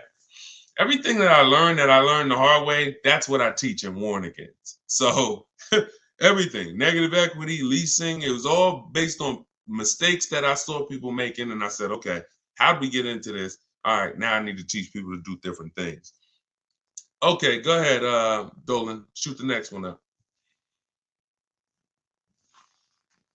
All right, keep typing your questions, y'all. TikTok, Arthur, what's going on? Yeah, I don't see a lot of questions on TikTok. What's up? Although y'all are running the likes up, appreciate you tapping the screen. See, well, here's what I say. Every time you hear something you like, every time you're like, oh, that makes sense, just tap the screen. It just runs the likes up and it lets TikTok know we talking big business over here. So I appreciate y'all. Arthur from TikTok said, what's the best way to handle being upside down? Ride it out? That's a good question. Now, that's the third choice. The best way, so what you got to know for those of you who are upside down in your loans, you have cars, do your equity assessment.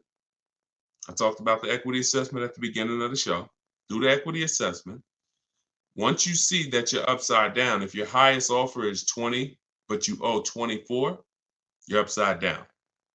If you could pay the difference, that's the best way.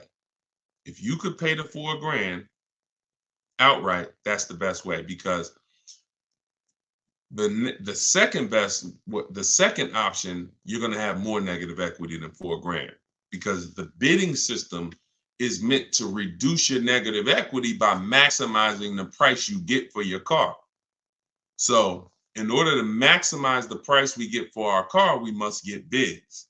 So once we get the bids, we move on and say, okay, I can't pay the difference. Now I have to, I can't even say the word. Who knows the word that I hate using? Starts with a T. We don't do this. Only in these scenarios.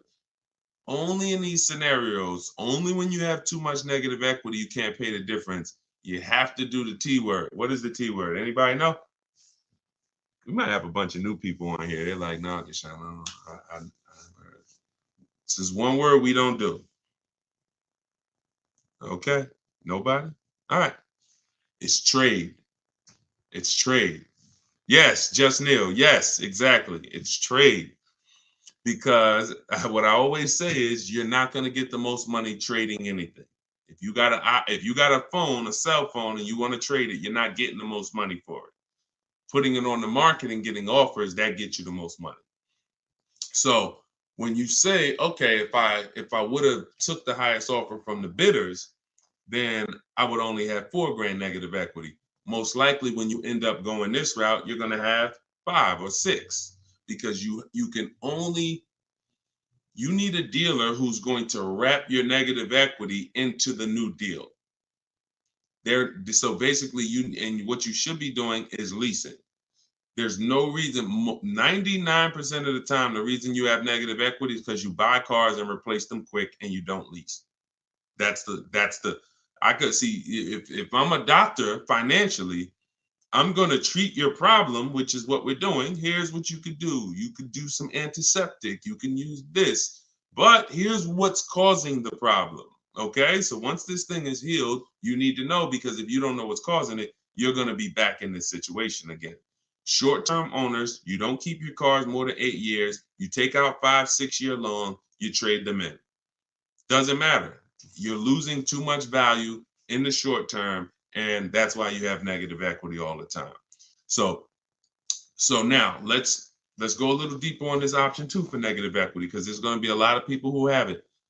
In 2020, and one day I'm gonna play some of the videos that I posted in 2021 and 2022, warning people not to overpay for these cars, and wanting people to use a bidding system so that they would find the best deals. And unfortunately, my voice wasn't loud enough to prevent the tens of thousands of people who are in cars that they overpaid for. So there's going to be a lot of people with negative equity that are looking and saying, okay, Deshone, what do I do now? So first option is what I just told you. That's the best option. You need to have some cash to do that. Second option is, all right, now I'm going to shop for my car. And then I'm going to and this is important. Let me show this for an example, okay? Because some of you, your knee-jerk reaction is going to be to just walk into a dealer, and let me warn against that. So let's use somebody who got a discount. Okay, here we go. Let's use Tiffany's case. Tiffany bought a car that is, pretty common, and she got bids and she saved a ton of money on it. Now let me show you this. So I'm shopping, I'm getting bids. The reason why I'm getting bids is because I need to know the largest discount I can get off the new car that I'm buying, or off the new car I'm about to lease.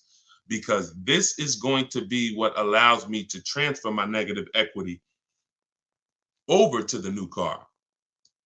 So she saved $6,500. The reason why this part gets tricky for those of you who have a lot of negative equity, like, over $5,000, $7,000, really over $5,000 of negative equity, it gets tricky because the banks have something called a loan to value ratio. So if you look at where it says our deal MSRP 44,820, and those of you on TikTok, you'll watch it on the replay or you could jump over to YouTube. It's up to you. But the bank is only going to lend about 20% above that number. If you have great credit, maybe 25% above the 44,820. So if you're looking at a car like that, 44,820 is the sticker price. The bank's only going to lend $8,900 more than this. Now, this applies to people who are trying to do no money down deals. You got to realize taxes go on top, fees go on top, probably $1,000 in fees, documentation fee and motor vehicle fees. So between taxes and fees on this vehicle, that's probably another $4,500. So if the bank is only going to lend a certain amount over that and taxes and fees are 45, you really could only put like another 45 grand, $5,000 of negative equity before you are capped. That's why I said, coincidentally, works out perfectly. On a vehicle like this, you can only roll over about $5,000 of negative equity before you're going to blow out the bank's loan to value ratios, and they're going to say, oh, we can't approve that. We need you to put money down. So, but if you use the bidding system and you saved all the money that she saved, look at where your loan to value ratios is. Her starting price is 38. So literally she can slap. Remember, the bank's going to lend 49 on that $44,000 vehicle. The bank's going to lend 49. That means she could theoretically, she could have put 10 grand. She could have put, $7,000, $8,000 of negative equity because the discount she got. So the discount you get affects how your overall deal. If you didn't get a discount because you don't know how to shop, and then you're trying to throw negative equity, now you're stuck, or now you got to put money down. But when you're shopping, getting bids, you get all the money off that you possibly can, and now you can throw you can throw larger amounts of negative equity. So somebody who didn't get a discount on that car could only put $5,000 negative equity on it. They could only transfer $5,000 of negative equity over. Somebody who got the discount Tiffany got, they can slap $10,000 of negative equity on top. So that's what you need to know. You are always going to get bids. If you need to replace negative equity, you're always going to get your bid. If you're using my way, you're only going to get bids. You're not going to ever accept a deal without at least 5 offers. But when you start getting your 5 offers, for those of you who have negative equity, you're going to see it makes it a lot easier for you to transfer your negative equity over and still do a no money down lease. Because God forbid, if you put tons of money down on a lease and it gets totaled, you lose that money. So if you have to put money down, 3-4 grand to get it approved, then the vehicle gets totaled, you lose that money because you have to go shop again. But if you put no money down, you rolled over all the negative equity and the vehicle gets totaled, you walk away and you're fresh. Whole different positioning, whole different leverage, whole different exposure. If I just rolled 7 grand over of negative equity to this lease I'm driving, God forbid the vehicle gets totaled, none of my money's in it, I'm out the negative equity. And like, it's a blessing. As long as I'm not hurt, praise the Lord, it's a blessing. So this is financial strategy. I'm a strategist. So that's what you do. Those are the 2 ways to get out of negative equity. You pick your choice. And if you can't do either, then you got to stay and you got to pay down the loan. That's the third option. But once you're out of negative equity, get out of it and stay out of it. Most of you should be transferring that negative equity to a lease, and that's gonna solve your problems in the long run. Go ahead, Dolan.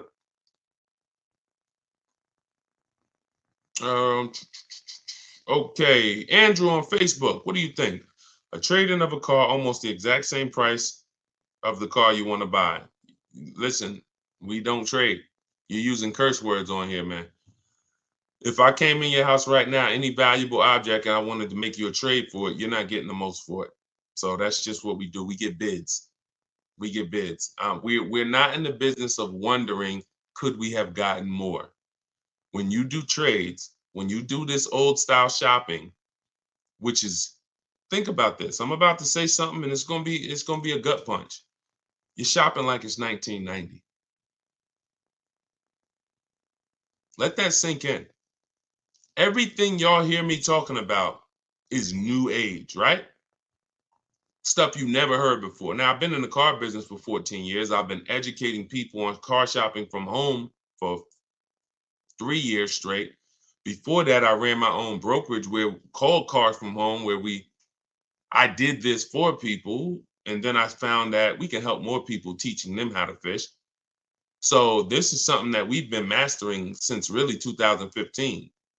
I haven't been in a dealership to make a deal since 2015. My last deal was when I worked at Mercedes and I bought a used Mercedes when I was there. Forgot about that car. Phenomenal car. Got totaled. But that was the last deal. Every deal I've made for the last 10 years, and I've had 2 Infiniti leases. I've had a Jeep Grand Cherokee lease, and I've had the Infiniti truck that we bought. All been online, below market deals using my own system, using what I'm teaching you.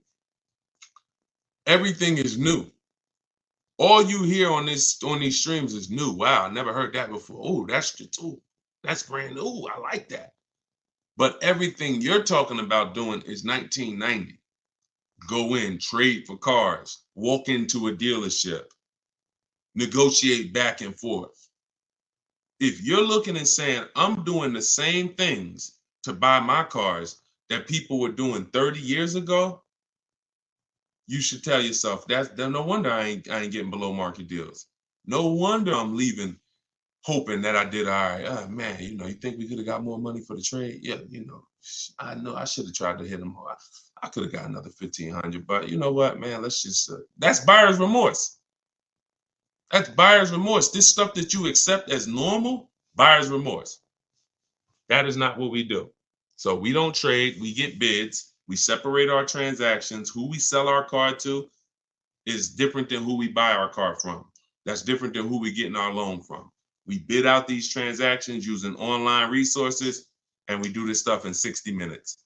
So while you're there, before you even come back, one trip to the dealership, you've been there 4 hours, I'm here, and we're talking to 20 dealers, and we're getting thousands of dollars off while you could be potentially talking to an 80% dealer who's overpriced. Some of you know 80% of dealers are overpriced. Whenever you hear me say an 80% dealer, that means when you walk down the street or you drive down the road, if there's 10 dealers on the block, 80% of them are overpriced.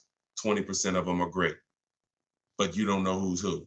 So if you go into an 80% dealer and he takes off $4,000 and you think you won, his price was so high to begin with that $4,000 he gave you, you lost.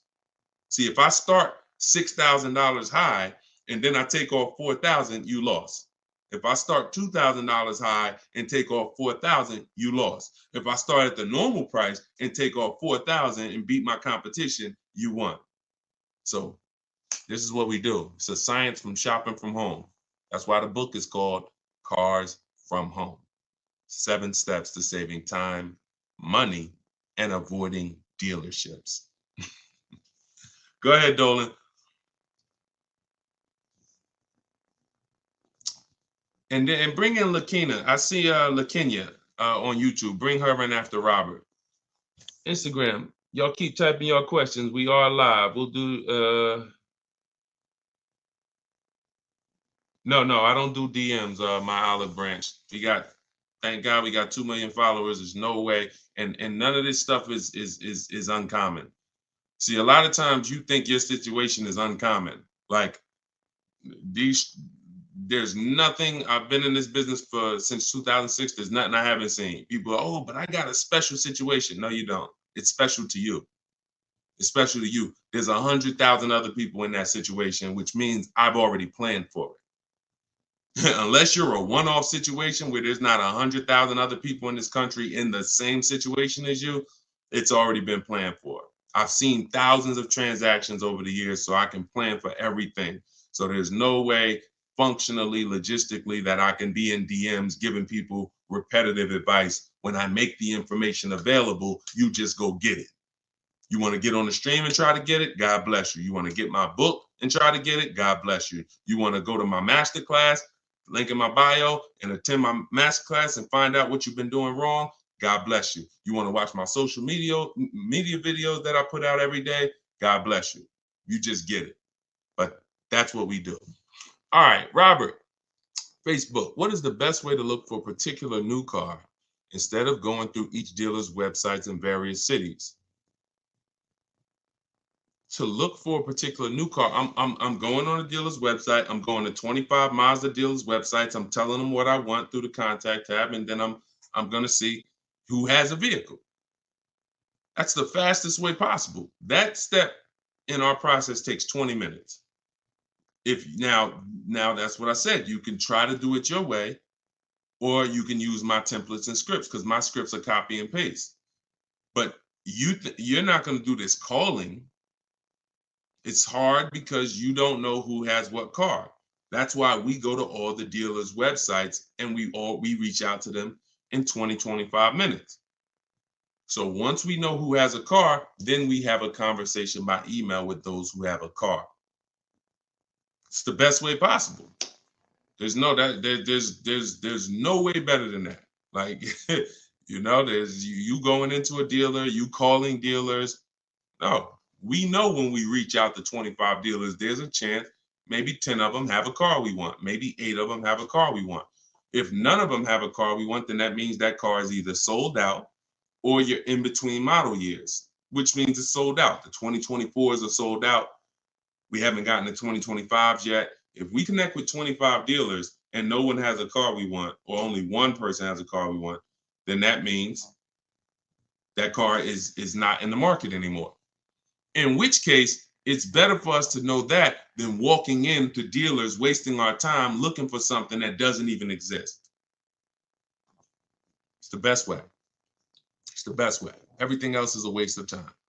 Go ahead, Dolan. Okay, good morning. I bought the book and right now analyzing my equity. I owe $36,000 on the vehicle. It's a 2024 Mazda CX-5, but the only offers I've gotten so far are $23,000. Why are we looking to get out of a car? It's a 2024.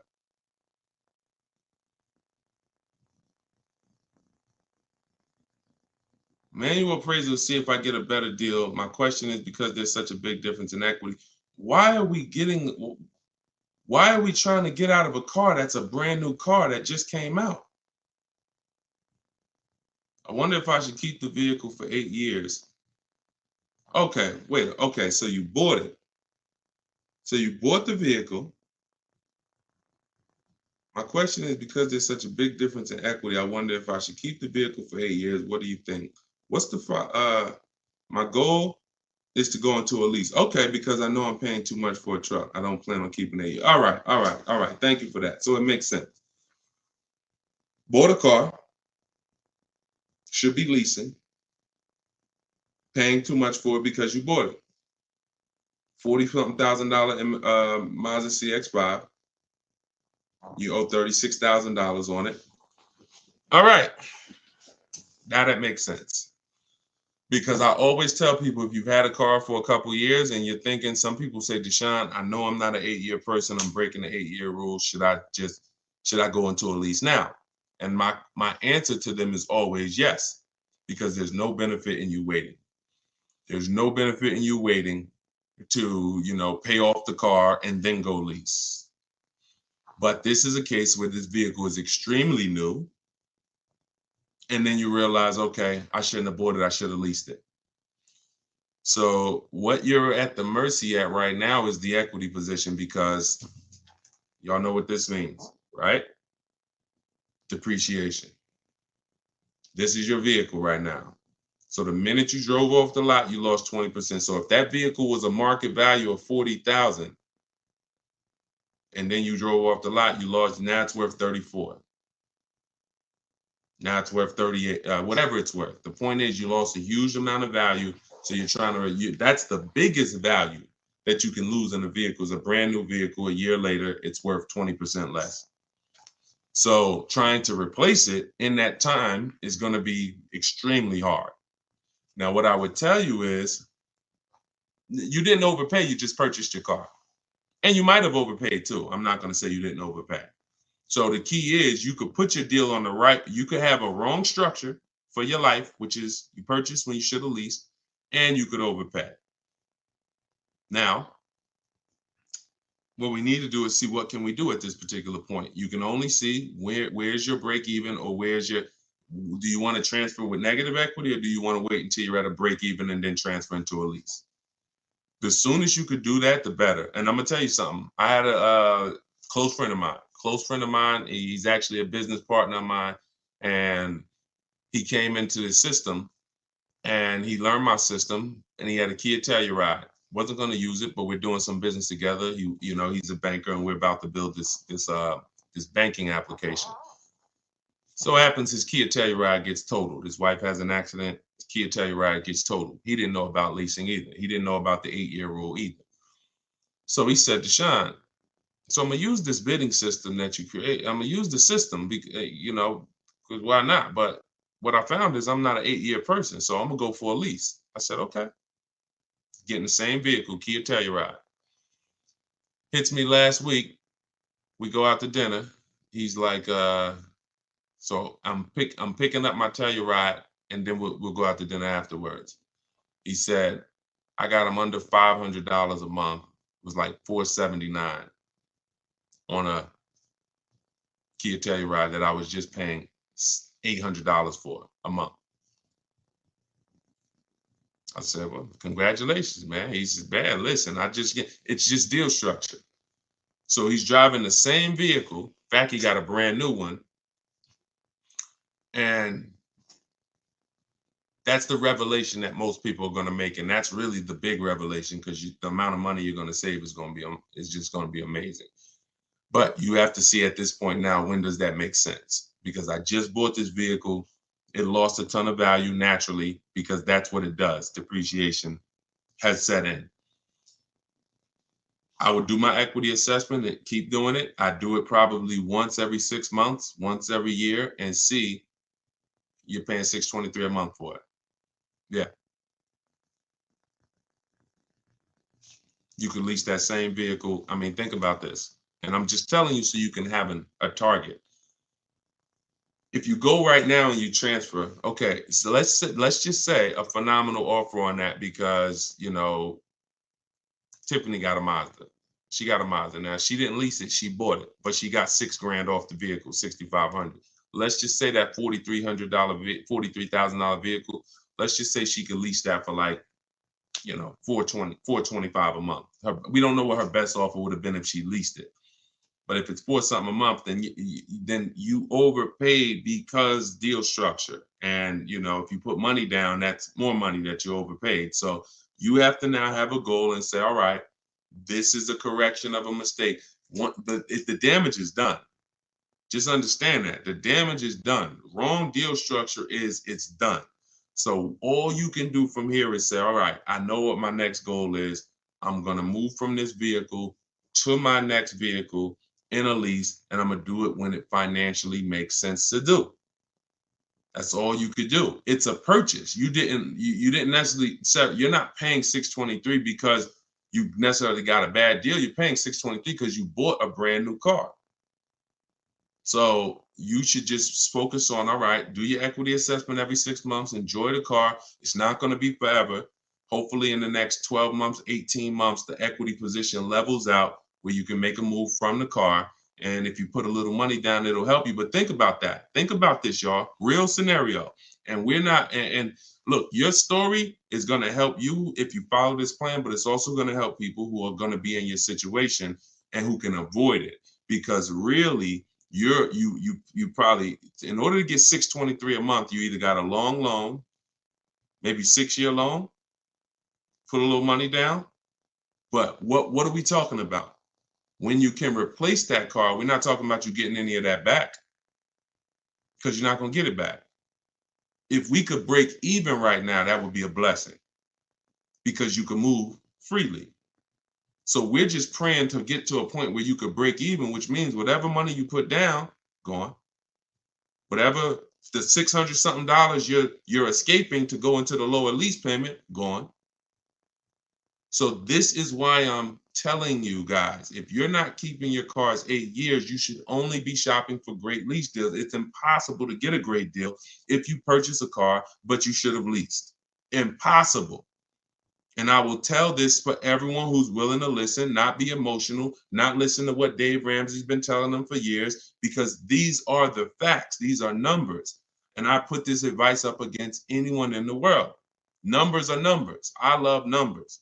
So here's what you do, LaKenya. Don't beat yourself up. Enjoy your new car. You could afford it, but you just know, future-wise, I'm going to be getting great lease deals, and I'm going to take the strategizing in it and the shopping for cars and understanding financial literacy with cars extremely serious, because I'm never going to repeat this again. Let it be an anchor to you to never go out here winging the process again, because this is your money. So the info is available. Run your equity assessment. When it makes sense to transfer it over, shop for your next car, get bids so that you can save all the money you need to save, and then go into a lease. That's all we could do. That's all we could do. I will shout from the hills, y'all. People say you only talk about leasing. They don't listen. 8-year plus people, no. We should be buying.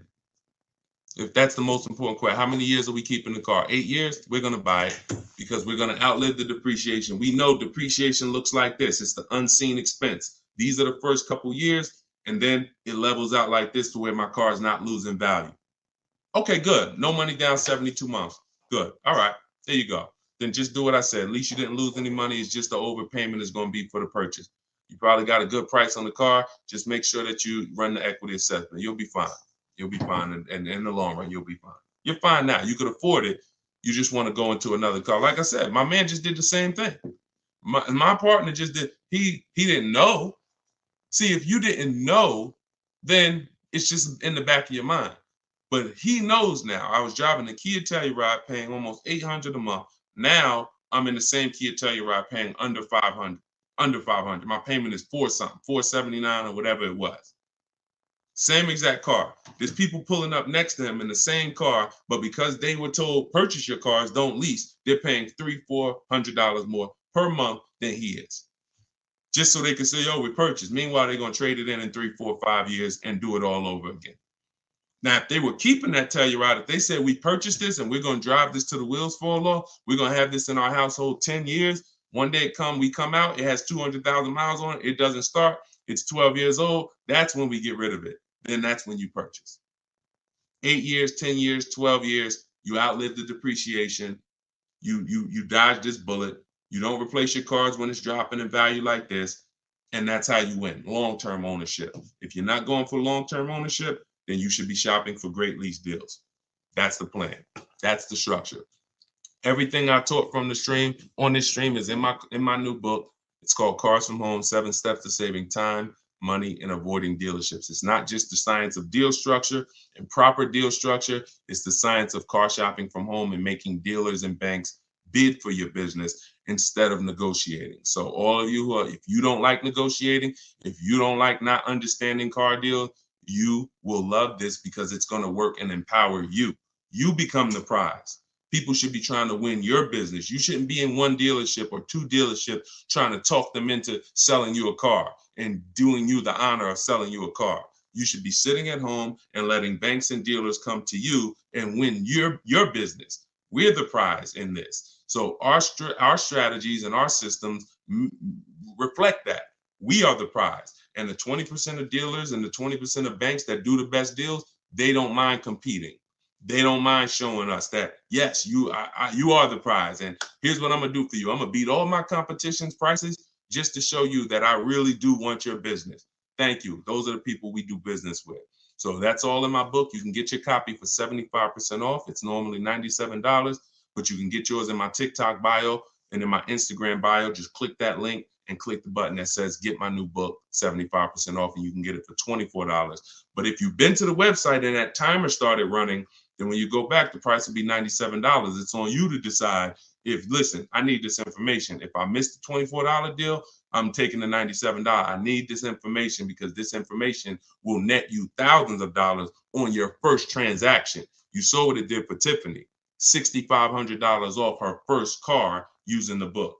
So get it in my bio or in the link. We put a comment in the Facebook section, in the Facebook and YouTube comments, deshonsbook.com. And if you're watching us on TV, of course, you can use your mobile phone. You can scan that QR code. And for all of you who want to attend my free masterclass, it's called Everything You're Doing Wrong, Buying, Selling, and Leasing Cars.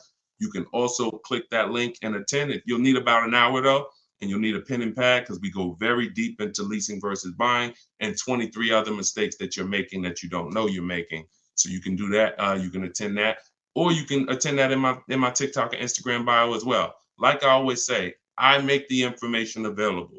You get in where you fit in. Just get the information. All right. Great stream today. I appreciate everybody. Enjoy the rest of your day, and we'll see you on the next one. God bless you.